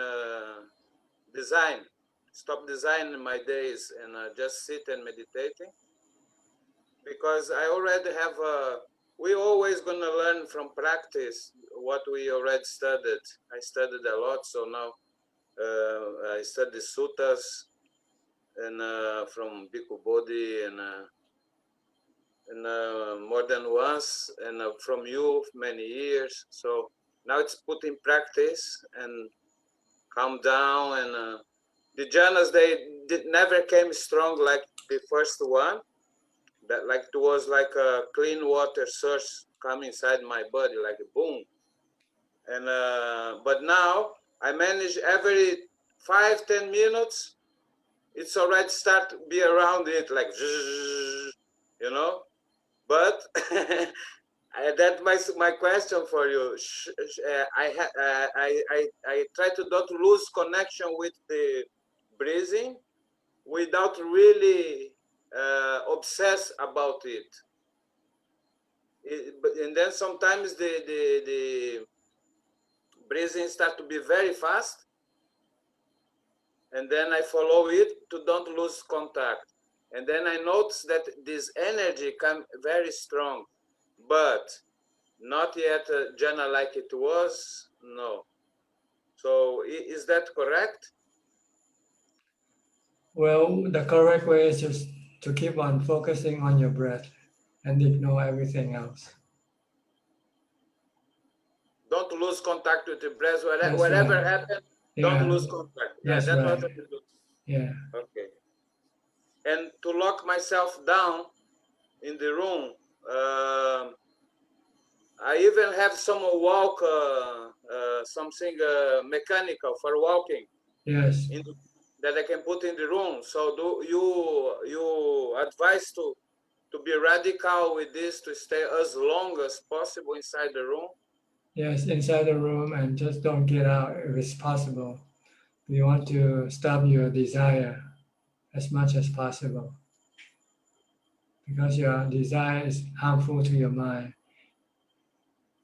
It doesn't make your mind happy.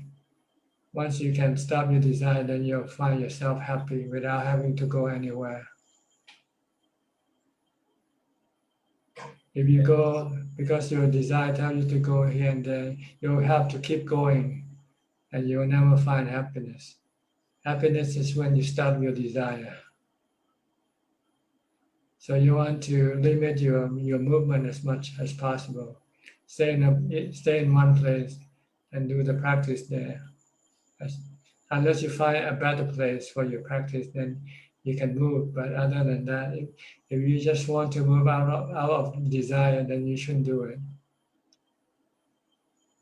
Yeah, that's the reason we became a monk, I guess. I understood that, yeah, to subjugation, the controlling and discipline and restraint and discomfiture, humiliation, embarrassment, that you have to lose your face, that you have to be a beggar. You know, this part of life we always deny. So, but when I go to my room now, it's just a start to training, to restraint, to, is that correct? That's right. Restrain more. Restrain your desire more. Your desire wants to go here and there. So you want to stop your desire as much as possible. And that's just the beginning of a life of a monk. Yes. And if you have to go or do anything, you have to have a reason for doing it, not because you desire to do it. Like monks, they have to go out in the morning to collect food, for instance. We have to go out to the village. But not for pleasure, not to go out for a walk for pleasure or anything like that. No, not for appreciate the sight. That's right. Yeah. No sightseeing for monks, yeah. No, I'm lucky that I have my back garden is indoor, so I go at night. Then is nobody. Okay. I am my building is a former monastery. It used to be a Christian for nuns, and I'm very lucky that I came to be here. It's all by luck. My life is a big lucky. I'm lucky to speak to you now. It's a big lucky. But so at night I don't see. I can avoid myself to see people when I'm doing that. I am just saying hello and ciao to people here near in the corridor. But they don't see me often. Also, only at the night I go out. and I take my food once in the week, and they give me the food. I don't choose it, so I eat what I have. I just buy milk, soya milk, because I don't like the other milk. Just this, because healthy. Otherwise, I can have allergy or something like this. For the rest, it's all given to me. The food, whatever they give, I will make my food out of it. So Good. That's the way the Buddha teaches us, just to be happy with what we get. yeah. So, and I sleep on the ground. That's for many years already. That's yeah, that's what I understood. That with this part of my life, I never had. I only have pleasure. All my life, I had pleasure life. I thought it was a pleasure. Now I know that the only pleasure I have is when I sit and be silent and meditation. That's a real joy, you know.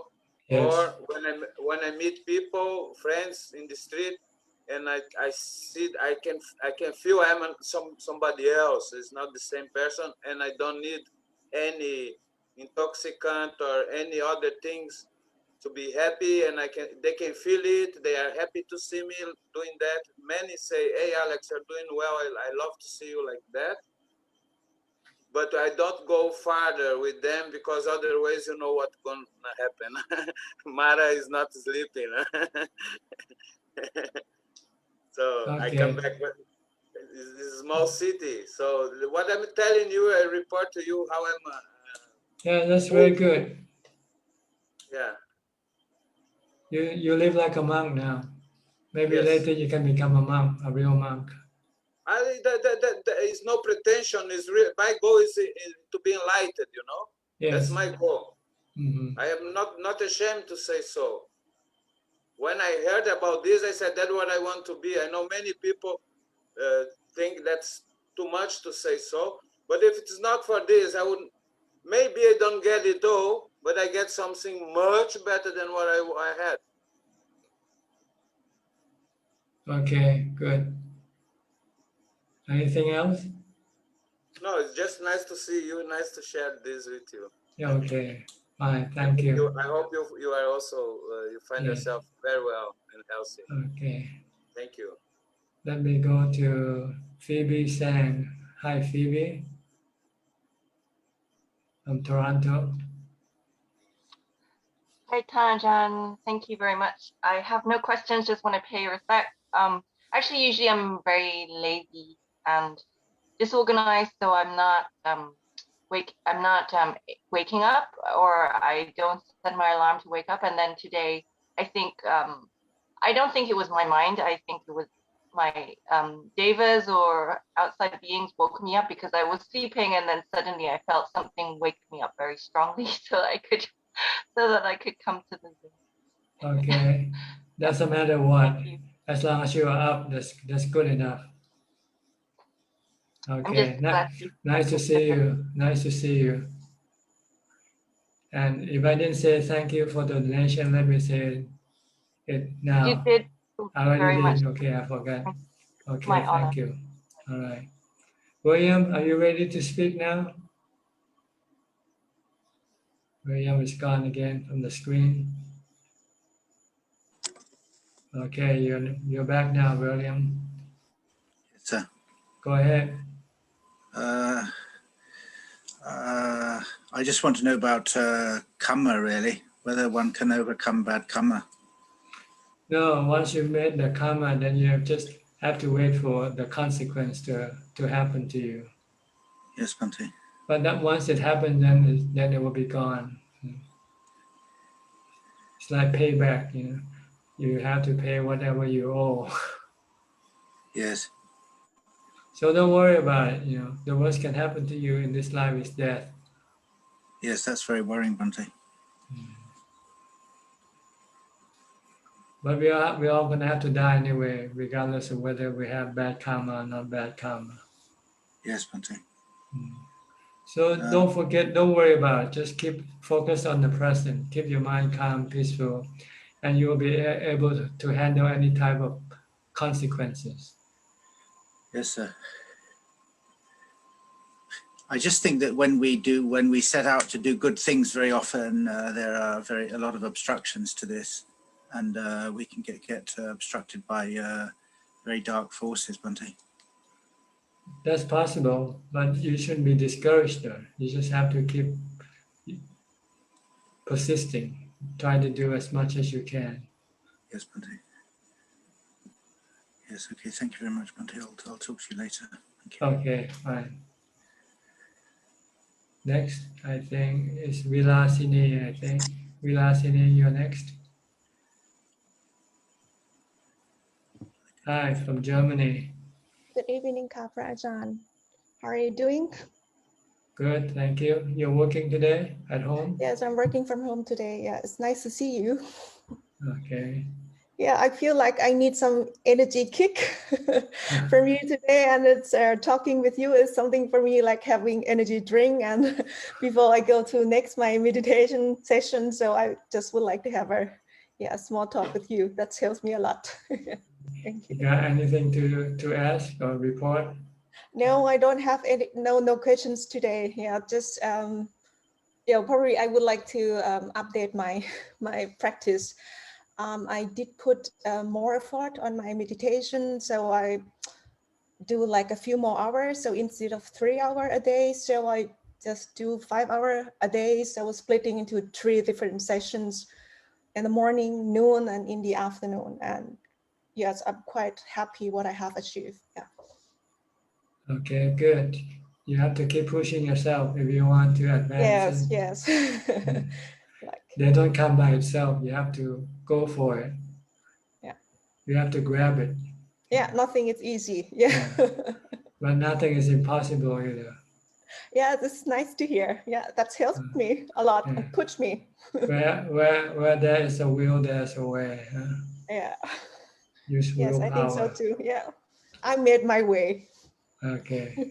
Just keep pushing it to the end, to the finish line. Thank you very much, Ajahn. Okay, is that all? Yes, that's all. Yeah. Okay. Thank you. Well, I think we have covered almost practically everybody now, the first round. So I think next is the question coming from Facebook, right? Kun Jansili. Go ahead.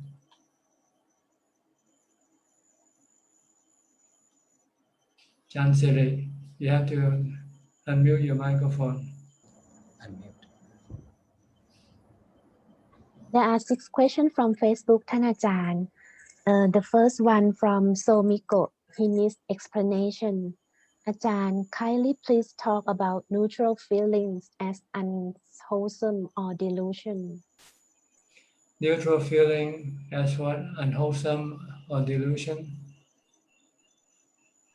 Neutral feeling is just one of the 3 feelings that we have to face from time to time. You have good feeling, you have bad feeling, and you have neutral feelings. These feelings are not unwholesome or delusional. They are real. It's the mind that is delusional and think negatively about them. See? So you have to teach the mind not to think negatively or even attracted to them. You should teach your mind just to know that they come and go, and that you cannot force them to come or go as you like, because once you cannot force them and you try, it will cause you dukkha, cause you to have dukkha. If you don't want to have dukkha, then you have to learn to live with them. Take them as they come. Good feeling, bad feeling, or neutral feeling. They like the weather. Okay? The next question from Po Liang Soon from Penang, Malaysia. Can Ajahn explain what is the meaning of obtain jhana when meditate? Obtain jhana. When you obtain, you mean you get jhana, right? The simple English is obtaining jhana is to get jhana. To get jhana, you have to have mindfulness. Just to keep focusing on your breathing, your breath. Eventually, it will lead you to jhana. Next question from Len Latha. My respect toท่านอาจารย์. I am from Cambodia. Why are we hard to refraining idle chatter? That's because we are not mindful. We don't have enough mindfulness. And our delusion and our defilement like idle chatter. So you need to develop more mindfulness. Then you will have less idle chatter. When you speak, you know what you're going to speak. And then you only choose to speak right speech. Speak about something that is beneficial. Next question from Adele Woon.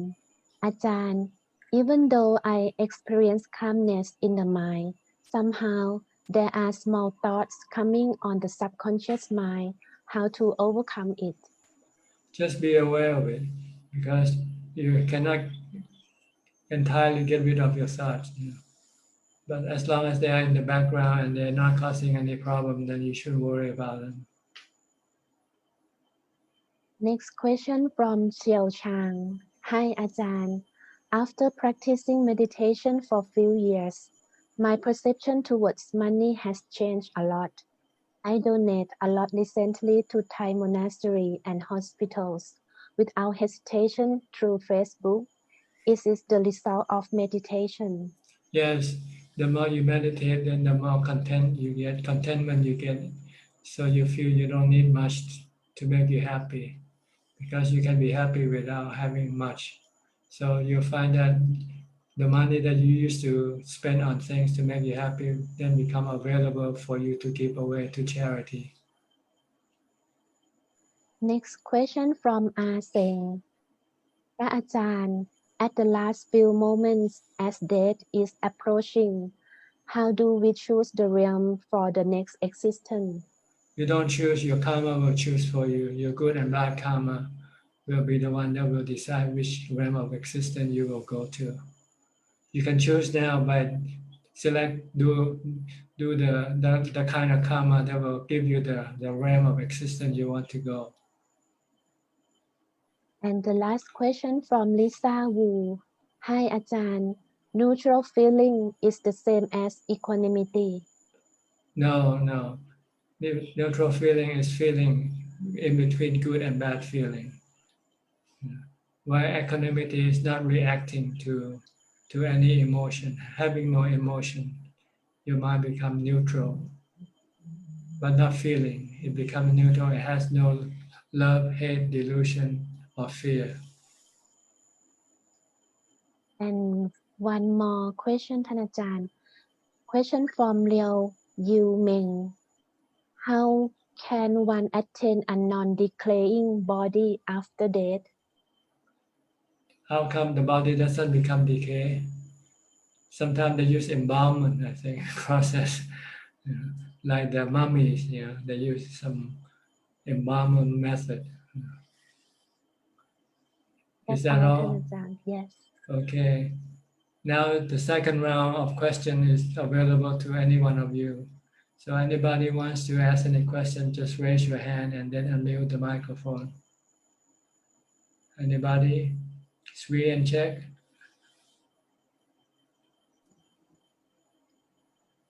Ajahn. Okay, Alvin Lee, go ahead. Ajahn, regarding walking meditation, can I listen to the mantra like it episode while I'm doing walking meditation? If you recite on your own, yes. Don't depend on external source. Do it by reciting yourself. Don't turn on something and depend on it, because sometimes it's not dependable. See? But if you can do it by yourself, then it's always there for you when you need it. Okay. Because I find that because my children do walking meditation, so when they with me, so when they listen to the recording, so I think they can walk longer. Yes, you can. When you're first starting doing it, you can use it, but you have to eventually stop using it. Once you learn how to recite yourself, then you don't need the external source. I see. Okay. Thanks. Emily, you just came in. Hi, Emily. Hi, Tamajan. How are you? Good. From Washington, D.C. Mm-hmm. Things are much better here. Things have calmed down. So hopefully that gives me a little bit of extra space to not have to worry and focus more on our practice. I feel like I'm getting better. The mindfulness is getting better. And I don't know.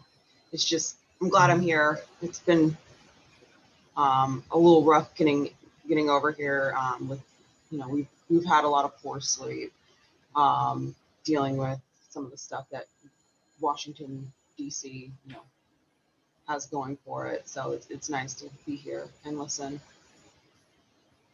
Well, the goal of practice is to rise above these things, to be able to not be disturbed by what's happening around you. So you need strong mindfulness and wisdom to do that. We're thinking of maybe going to another place and coming, we're thinking of moving closer to Thailand. We thought about it. There are jobs in Singapore that I'm able to do, and I feel like that's a lot closer to our practice. And geographically, it's probably much better for us, for our practice, to be closer to Thailand. But we have a lot of thought process and logistics to come up with if we're going to do that. Yeah, because there are many things that you might not have thought of about the place you're going to. And so you might only think of some of the things that you can see, but there are many other things that you might not see yet. So it might turn out that you might be disappointed even when you actually get there. So you have to kind of be quite sure before you move. All right. Or be ready to accept whatever happens. Mm-hmm. Thank you, Tanajan. Okay, how's Matt doing? Is he around or is he working today? He'll be working. Yeah, he's been, like I said, sometimes we're struggling to sleep, so he's trying to get a little more of those hours. Yeah, he's doing well besides that, though. Okay, nice to see you. Okay, Claudia, you may raise your hand. Please go unmute your microphone. Yes, I want to say thank you to Teen Reen because he mentioned the thing with politics. I have a very strong attachment to politics, and I feel very grateful for his remark when he said, whenever he thinks about politics, he says, let it be. And this is also something I have to practice because sometimes politics is causing me sleepless nights. So it was a very good remark, and I feel very, very grateful that he said, let it be. I will try. Okay, good. Yeah. This is what happens when you share your knowledge with other people. Sometimes it can help other people. Yeah, it was a good inspiration. Okay, yeah, good. thank you. Okay, Alexa, you raise your hand. Unmute your microphone first.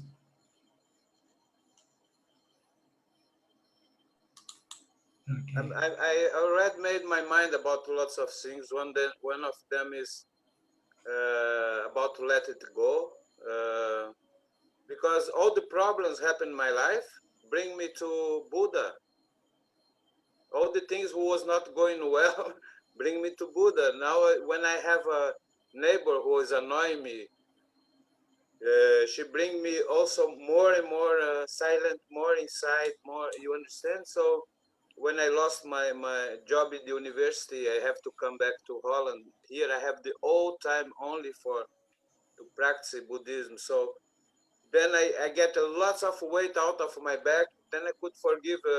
Was like a domino effect, Ajahn. I could forgive anybody who I was annoyed about what happened something in my life, that actually they was working, that the things should not be like that, should be like it is now. You see? So that's how I understanding a lesson from negativity. And then it helped me a lot to find a way. So it's like I'm touching the negative field somehow. I have part on it. So what I have to learn from it, and then I interiorize, and then I learn with the Dhamma. Yeah, like sometimes difficult to go with somebody who is annoying you by his own will, but if you let it go, next day or next time the energy is changed, it's possible. That's right. But yeah, so that's how I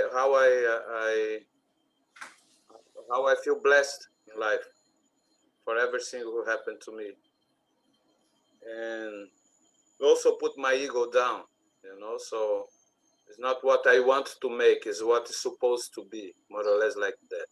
That's right.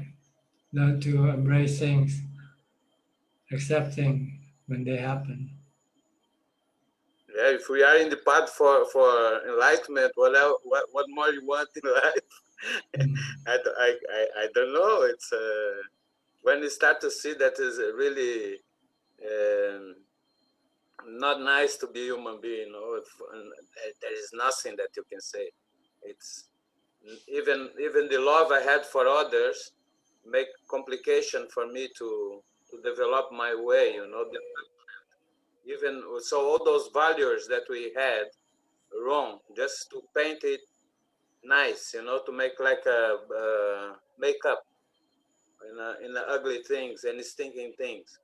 So it's really great to we are already enlightened step by step.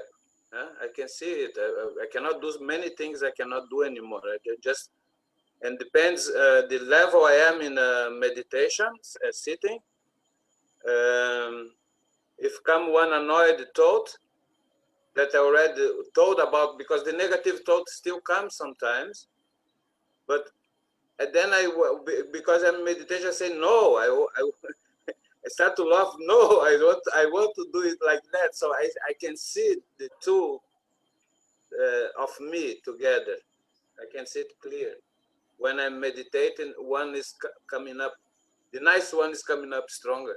So I can when I have the negative thoughts, then I can map it easy. Good. But Ajahn, we had in Brazil, our Indians don't have malaria in Brazil. And the reason is because they take oil from hash. Mm-hmm. Special copaíba oil is the name, copaíba. And I use that. I was working in Amazon. I use that also in my skin. For the flies don't bite me when I was meditating there, and they get away because they feel they're gonna get stuck. They feel the harsh, the smell of the harsh. So maybe it's a nice to share it with meditators because I don't know, every land have harsh from some kind of. Maybe to try this to make some solution and to avoid it. But when I use that for actually, an Indian told me to use this for rheumatism, because I start to have a little bit of rheumatism. Then it cures my asthma, and I want to share this with Alfredo. That's it. Okay. Alfredo, did you hear that? Okay, thank you. Yeah. Let me If go you to. want, I can send to him from here, from Holland. I can send to him. Okay, My brother. Alfredo, you can send him a message right now and tell him. How do I do that? I don't know how to do that in the. Go to chat. I think chat. There's chat. There's the chat on your screen there, and then send the message to Alfredo. Okay, I will. Thank you, Ajahn. I didn't want to. I know that is no market here, but I don't want to disrespect of you. But thank you that you understand me. I want to share it with him. Okay, fine, very fine. Thank And you. anybody who wants, I can share this. No problem. My name is that Alex Aroka in the Facebook. You are my only friend, you know. But anybody can, yeah, anybody can get in contact with this name for this they like. Okay. Let me go to the next person. The person you didn't have a chance to speak is Kenneth. Hi, Ken. Professor.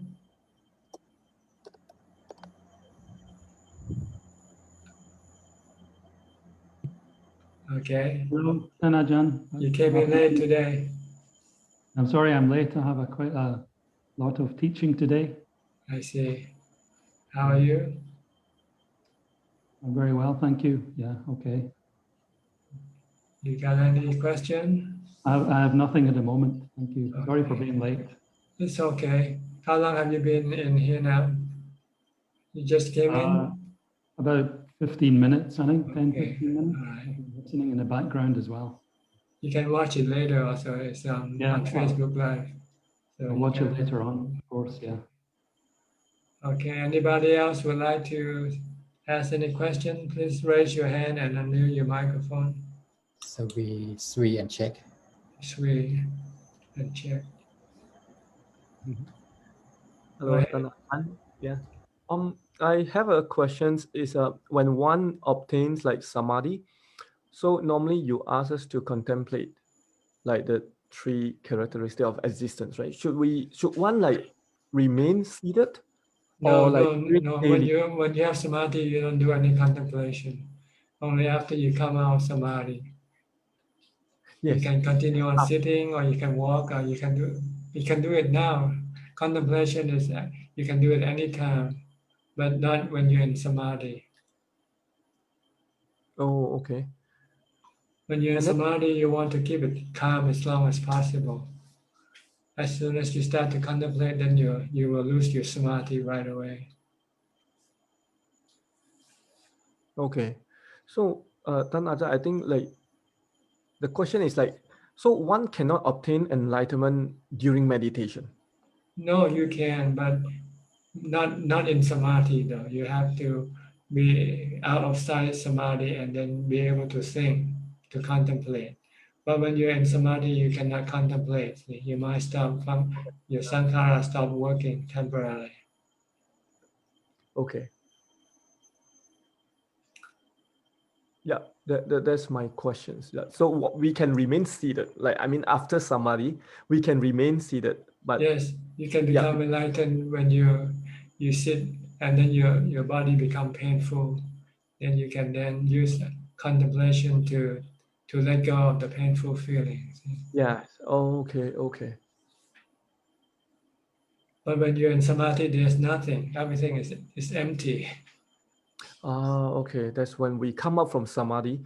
Like, let's say my body is painful, then we use contemplation, like contemplate. To let go of your fear of the pain or your aversion to the pain, to leave the pain alone.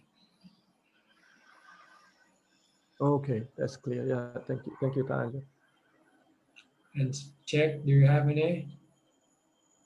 I guess it's related, Ajahn, but I had an experience that I was sitting meditation, but the pain comes, but I use maybe not supposed to think, but I use what you said, like it's like weather, and then I'm okay with that, and then can continue to sit, and that's okay too, right? Well, that's contemplation. Yeah, anatta. You're contemplating on so I'm not anatta. supposed to do that. Yeah, you can if you want to deal with your painful feeling. Oh, I can. Okay. Yeah, because if I do that, I can sit after that. Like I'm okay with that. Like I feel that the mind let go of the painful feeling. accepted your teaching, and then it's okay. Yeah.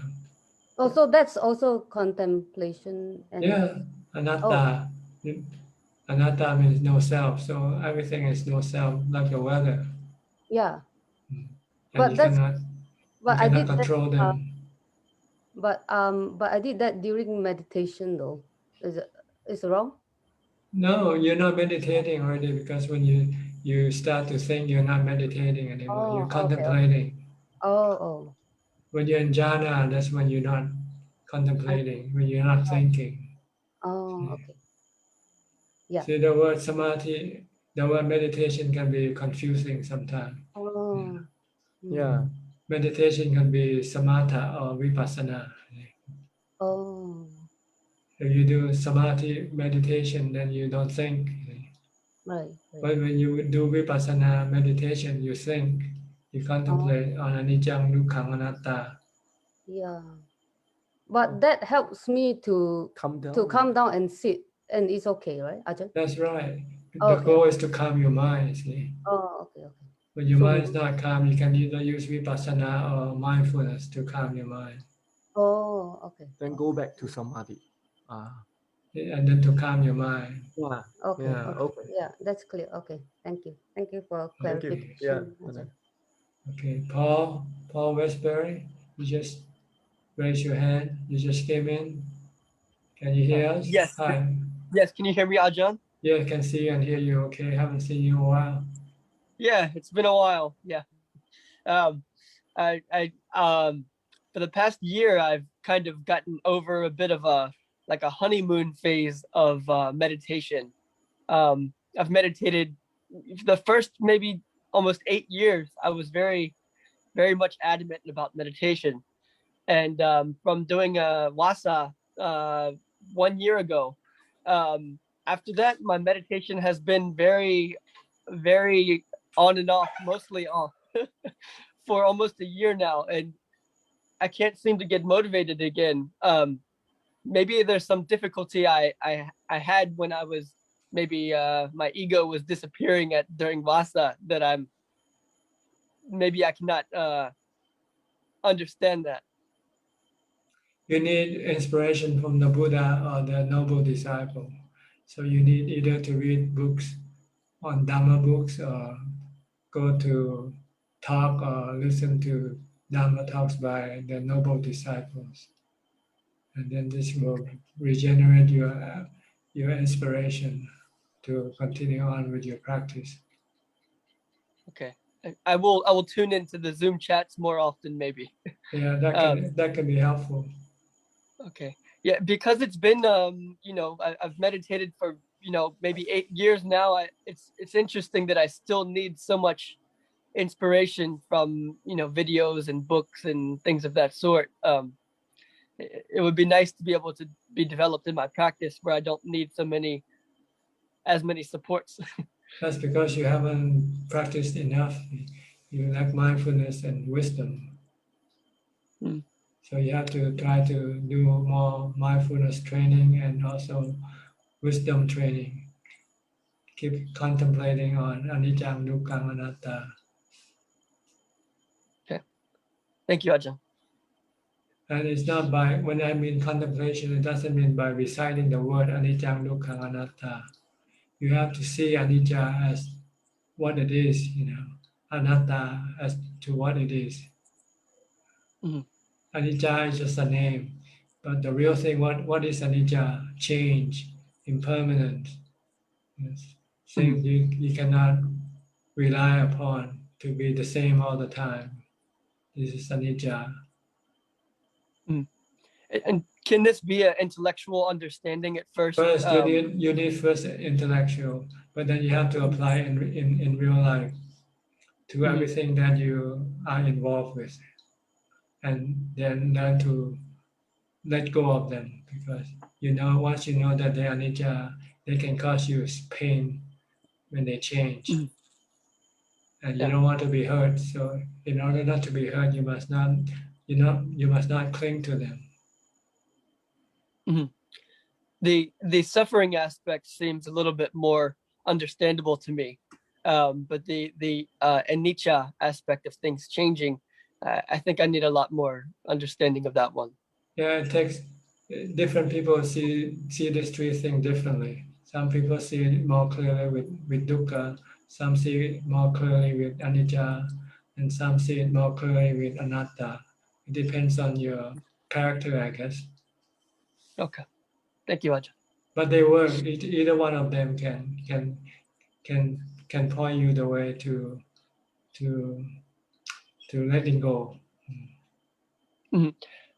Ajahn, would you say the word nibbida, or like revulsion, turning away from the word nibbida? Yes. Do you think this is too high of a understanding for me at this point, or is this a good contemplation? Well, that happens only after you see things as anicca, dukkha, anatta. Oh, okay. Yeah. So nibbida is like a consequence, the result of your contemplation. When you see things as being anicca, dukkha, anatta, then you have this nibbida, or this passion for them. Okay. So we can't act like we have the No, nibbida when it's not real.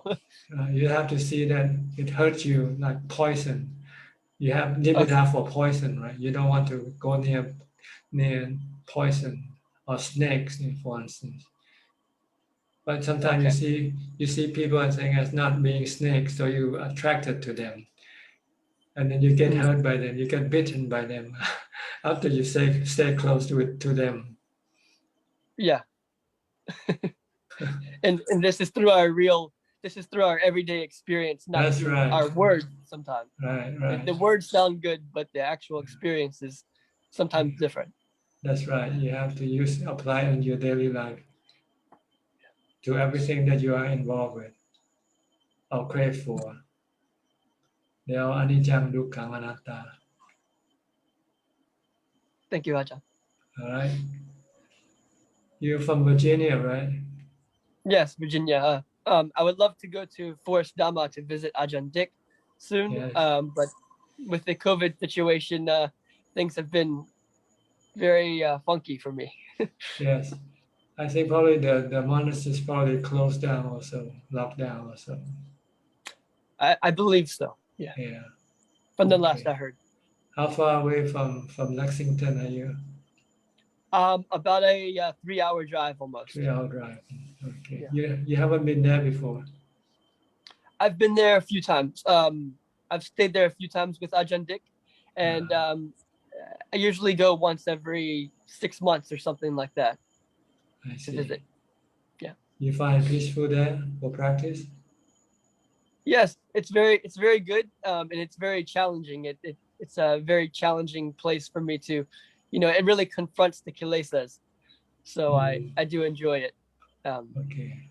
I hope to go back soon. All right, good. Nice to see you again. Thank you, Ajahn. All right. Anybody else? Raise your hand. Tin Lin, you raise your hand. Tin Lin, go ahead, mute your microphone. Ajahn, hello. Yes, go ahead. Ajahn, I just want to ask you a frank opinion. When I wake up in the morning, I have a choice whether to listen to Dhamma from so many channels in the YouTube, etc., as well as doing some practice. So normally I have the inclination to listen to Dhamma from the various Ajahn, mostly those in the Sai Long Pu Man, all those things. And so many other enlightened monks in the YouTube, they have so many videos. And at the same time, I have to do my own practice. So sometimes I have the inclination to listen more to the talks. What would be the better choice between practice and listen to the Dhamma talk? Well, you have to practice, but in order to practice properly, correctly, you need to listen to Dhamma talks also. So, but if you know how to practice, then you don't need to listen to Dhamma talks. Dhamma talk has served you two purposes: tells you the correct way of practice, and also give you the inspiration to do the practice. So if you don't have inspiration, then you might want to listen to Dhamma talk. Or if you don't know the correct way of practice, then you might want to listen to Dhamma talk. But Ajahn, in the Dhamma talk, there are so many things that is so interesting that are being presented by various Ajahn in various way. Like this morning, I was listening to Ajahn Cha, and some other days I listened to Long Ta Mahabua, and then all of them are telling stories which are very, very interesting to me. It's all very interesting. Well, as long as they can inspire you, then it's okay. Or they can assist you in your practice. But if they don't, then it's just a waste of time. Oh, I've definitely benefited from all those things, but there anything that we don't keep it in our mind because we will forget the stories. So that the choice is between listening to the talks and learn directly from the wisdom Ajahn, or just do our own way, which is to sit down, practice, walk, and all that. So one is some sort of like direct route to knowledge, which they already practice and learn. Well, you first have to know the correct way of practice. Once you know, then you don't have to listen to talk. Then you just concentrate on your practice most of the time. Unless you have some questions or some uncertainty, then you might want to listen to Dhamma talks again. So there's a balance between these two things, you know. Okay. Because the stories is always more interesting. Yes, but they don't contribute to your advancement in your practice. It's the practice that advances you in your practice, not the story that you hear about. But they can inspire you to practice. So you have to know what they can do for you, Dhamma talks, and what they cannot do for you. They cannot advance you in your practice. They can inspire you and they can tell you the correct way of practice. But you have to do the practice in order to get to the goal that you want to achieve. Okay? Okay, thank you, Ajahn. Thank you. All right. Anybody else? Okay, Sarinthorn, hi. Sarinthorn just came in. Namaskar, Prajan. Greeting, Prajan, and hi to everyone. I just want to say hi because it's been quite some time that I haven't got a chance to come in. But I'm still continue practicing my meditation, and I feel like in these 2 months, when I'm away from my home, I feel like the places is extremely important. That my mind cannot be calm just because I'm staying in the different places where I have to rely to other people. But I feel like I have been using the Dhamma and listening to your teaching and Long Ta Mahabua's teaching to kind of calm my mind. And sometimes when I have to face people, some defilement or love, hate, anger, or something start coming up, I feel like I can use the Dhamma that I got from the teaching that you have, stop it before it's getting too bad. And the last time when I spoke to you, you mentioned that, like, think of yourself as the earth instead of, and I mentioned to you that I was going to be a water so that I can be in any form. Whatever's come into my mind, then I can stop and then cool and calm. And you have mentioned that Buddha said just to act like an earth or a sword. Can you explain more of how do I put my mind just to make myself extremely like not reacting to whether it's hate or the feeling, frustration, irritation, sorrow, happiness that come to me? Well, you look at the earth and the earth doesn't react to anything. People can spit on it, because people can step on it, people can do anything to the earth and the earth doesn't say anything. That's what he means by making your mind like earth, like soil, Mm-hmm. Don't react, just take things as they come. Mm-hmm. Yes. No complaint, no complaint, no complaint. I was trying to because I know I complain. But I feel like I'm using Dhamma in my daily life more often, which is a great thing. I never thought that I would be able to think of it this way. Even when I meditated, I start to understand more. And when I encounter, like I mentioned, when I see people that used to cause me some pain, or people or things that cause me frustration, like for example, there was no water here in the past 4 days, and things happen, and sometimes I feel irritated.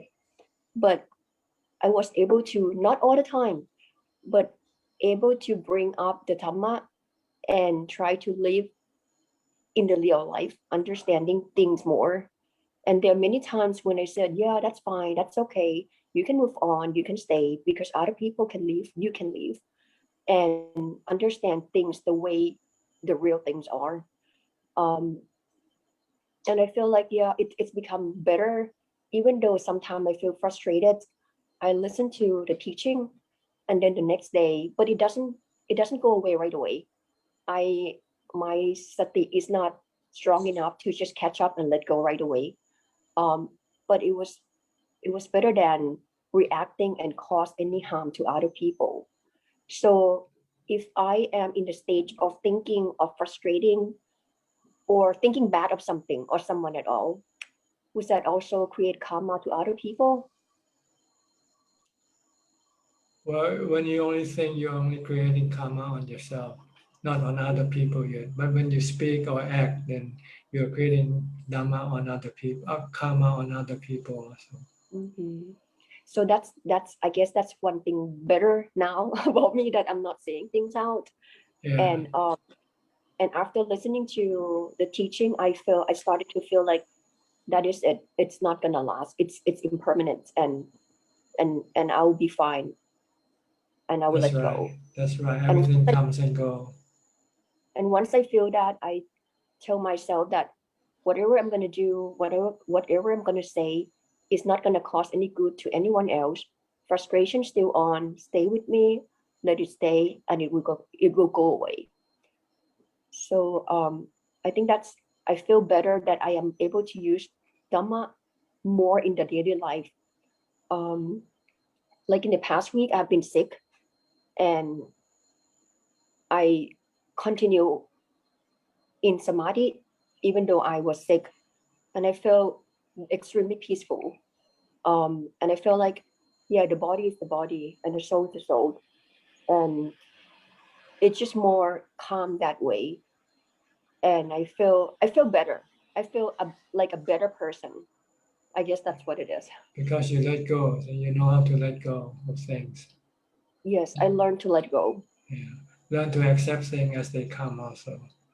Mm-hmm. You have to, Yeah. you don't be attached to a certain situation or conditions, because things keep changing, and you have to adapt your mind to the ever-changing situation. If you can do that, then there will be no stress or frustration. Yes, but sometimes it's so hard when you still have to see someone or something that's really bother you. Like it's your habit, and you have to overcome your own habit to get to the point where you have to let go. And I feel like that's my challenge that happened in the past few months, that the most challenging thing is to overcome my own self. That's right. You cannot calm your mind. See? You cannot stop your mind from reacting. Yes. So you want to use mindfulness. Try to recite a mantra. Keep reciting mantra to stop your mind. Yes. There's one more question, please, about the precept, the first one, because around here there's so many bugs, so many ants, and sometimes when I sweep the floor, when I clean the houses, and then I just happen to sweep them as well. And I'm fearful that I'm going to like lost one of the precepts because of that reason. How I don't know what to do, because there's just so many everywhere around here. Try just to avoid them if you can. Just sweep where there's no insects or ants. If you do it softly, they don't die by your sweeping. If you use a soft broom. Yeah, yeah, that's what. But it's just so many that I definitely might have steps on some of them. If you do it, if you don't do it intentionally, then there's no karma. Okay, that's what. Yeah, I'm trying to make sure that my precepts are clean and clear, so that my meditation would go well. But sometimes you have to be practical. You're living in the practical world.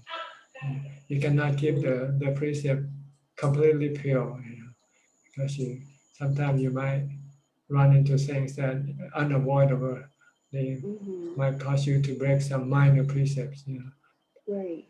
But is breaking a precept will stop you from like advancing in meditation? If it bothers you, if it bothers you, then when you meditate, this will prevent you from calming your mind. But if it doesn't bother you, then so you have to look at the precept have intensity of consequences depending on how big the animal that you kill is. The bigger the animal, then the more intense will be your consequence. So it's up to my mind that I have to overcome that as well. Yes, right? and sometimes you might say, okay, you live in a practical world, and so you might break some precept, but you're willing to face the consequence of breaking that precept. Yeah. Or else you won't be able to do anything, because you'll be driving, and then there might be insects running into your windshield, and they die. So if you want to be pure, then you cannot drive anymore. You cannot go anywhere. Yes, now I understand. I'm just going to be more careful, but Be I will not. practical when you keep the precepts. Yeah. Thank you. Thank you so much, Pratan. I just want to say hi because I haven't seen you for a while. Thanks for encouragement and everything. Thanks. All right, you're welcome. Anybody else have any question? Raise your hand. We have a question from Facebook. Go ahead. There are two more questions from Facebook. First question from Seng. Rajan, for a few months gap, I have broken the daily meditation. I find it's hard to recommence the momentum. Seek your advice. How can I start doing twice daily 1 hour meditation? Just do it. If you used to do it, tell yourself, why could not you do it now? Whatever you could do before, you should be able to do it again. Just do it. And the last question from Lim Kim Heng.ท่านอาจารย์ mentioned before that it is better to chant silently. Why is this so? As I noticed in monastery, the monks chant loudly. Oh, because when you chant with your loudly, you use your body also. So you make your mind working harder, because the mind has to order the body to chant.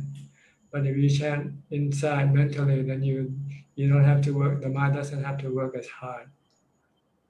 So it will be easier for the mind to become calm when you chant mentally rather than verbally.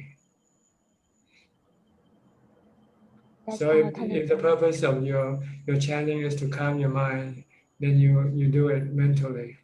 But if the purpose of chanting to let other people know that you're chanting, then you chant it loudly.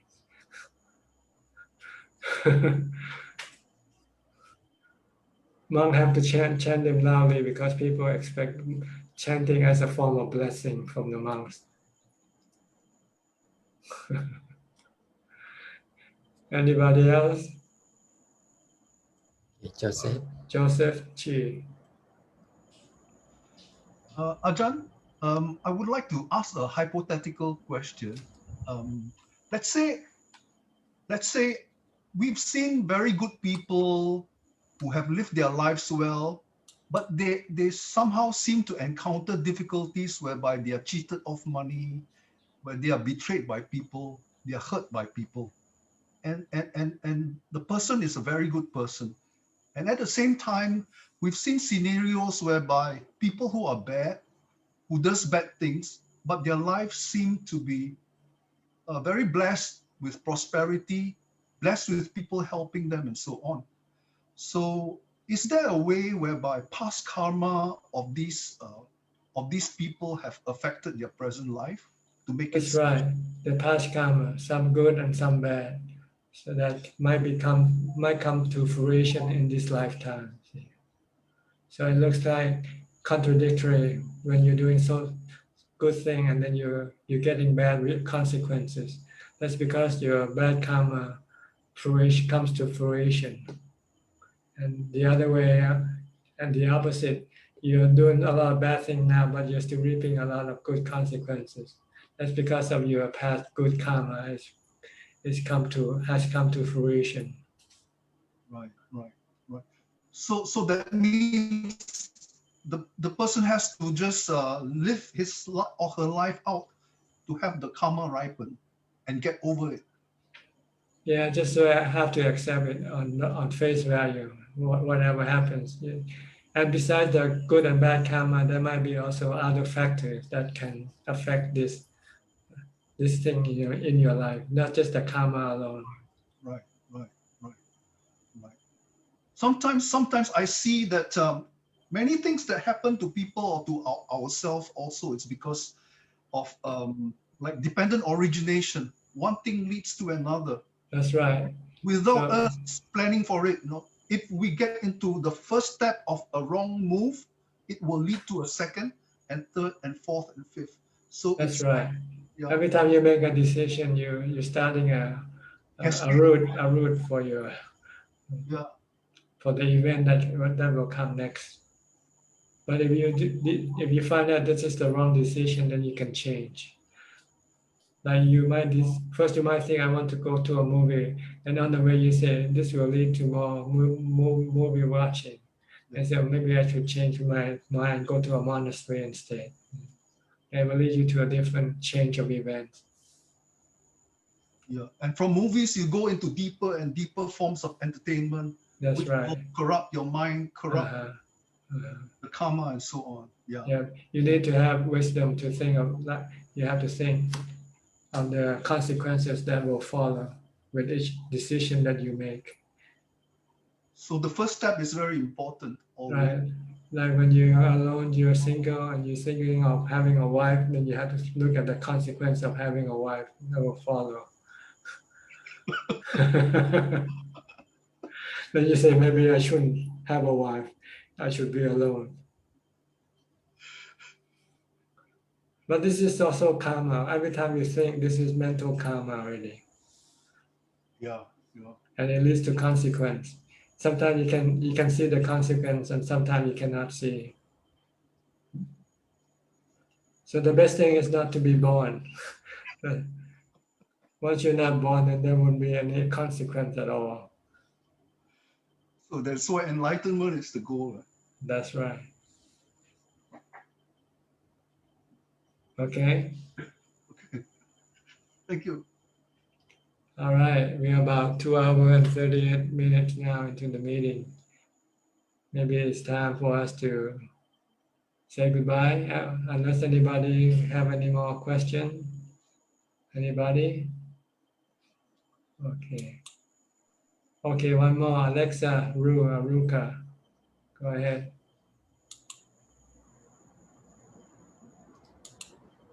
Because you told me to investigate water. It was the last meeting.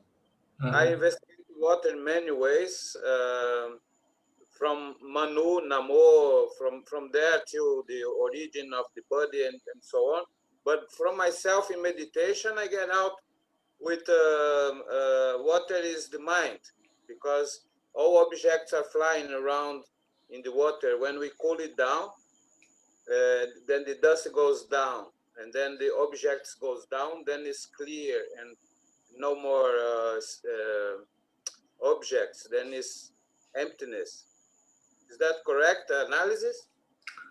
It's just a comparison. That's all. It's not real. Water is water. Water is not the mind. Yeah, it's an element. Yeah. Okay, that was a metaphor. Yeah. Okay, and from nimittas, first the jhanas, and then if the nimittas come, I just focus on the breathing, and That's right. nimittas after jhanas, after masterizing the jhanas, correct? They can rise or they don't rise, but you don't have to pay attention to them. Just leave them alone. Because come ahead of school came to me very clear, and then I thought, okay, first I go to jhana, later I go and investigate school. Then is that correct? If you want to, but you don't need to. You just treat them as anicca. They come and go, anatta. You don't need to investigate if you don't want to. But if you want to investigate, you can do that also. All right, thank you, Alfredo. I left a message for you there in the chat. Okay. Now he's back again. Alfredo. All right. I left a Okay. message for you, Alfredo. All right. Thank you. All right. Thank you. Okay. Okay, I think it's about time for us to say goodbye for today. Thank you very much for your participation. I hope that you have gained some benefit from this meeting and help you advance in your practice. In the meantime, please keep on practicing, especially mindfulness, and eventually you will reach your goal. Okay, thank you and goodbye. สาธุเจ้าค่ะ Thank you, Sadhu, Ajahn. thank you, Ajahn. Thank you, everyone. Thank you, admin. Thank you, Thank Amy. you, Admin. Thank you, La. Thank you. Thank you. Hi everyone. Good night. Thank you, Kun Admin. Thank you, Kun La.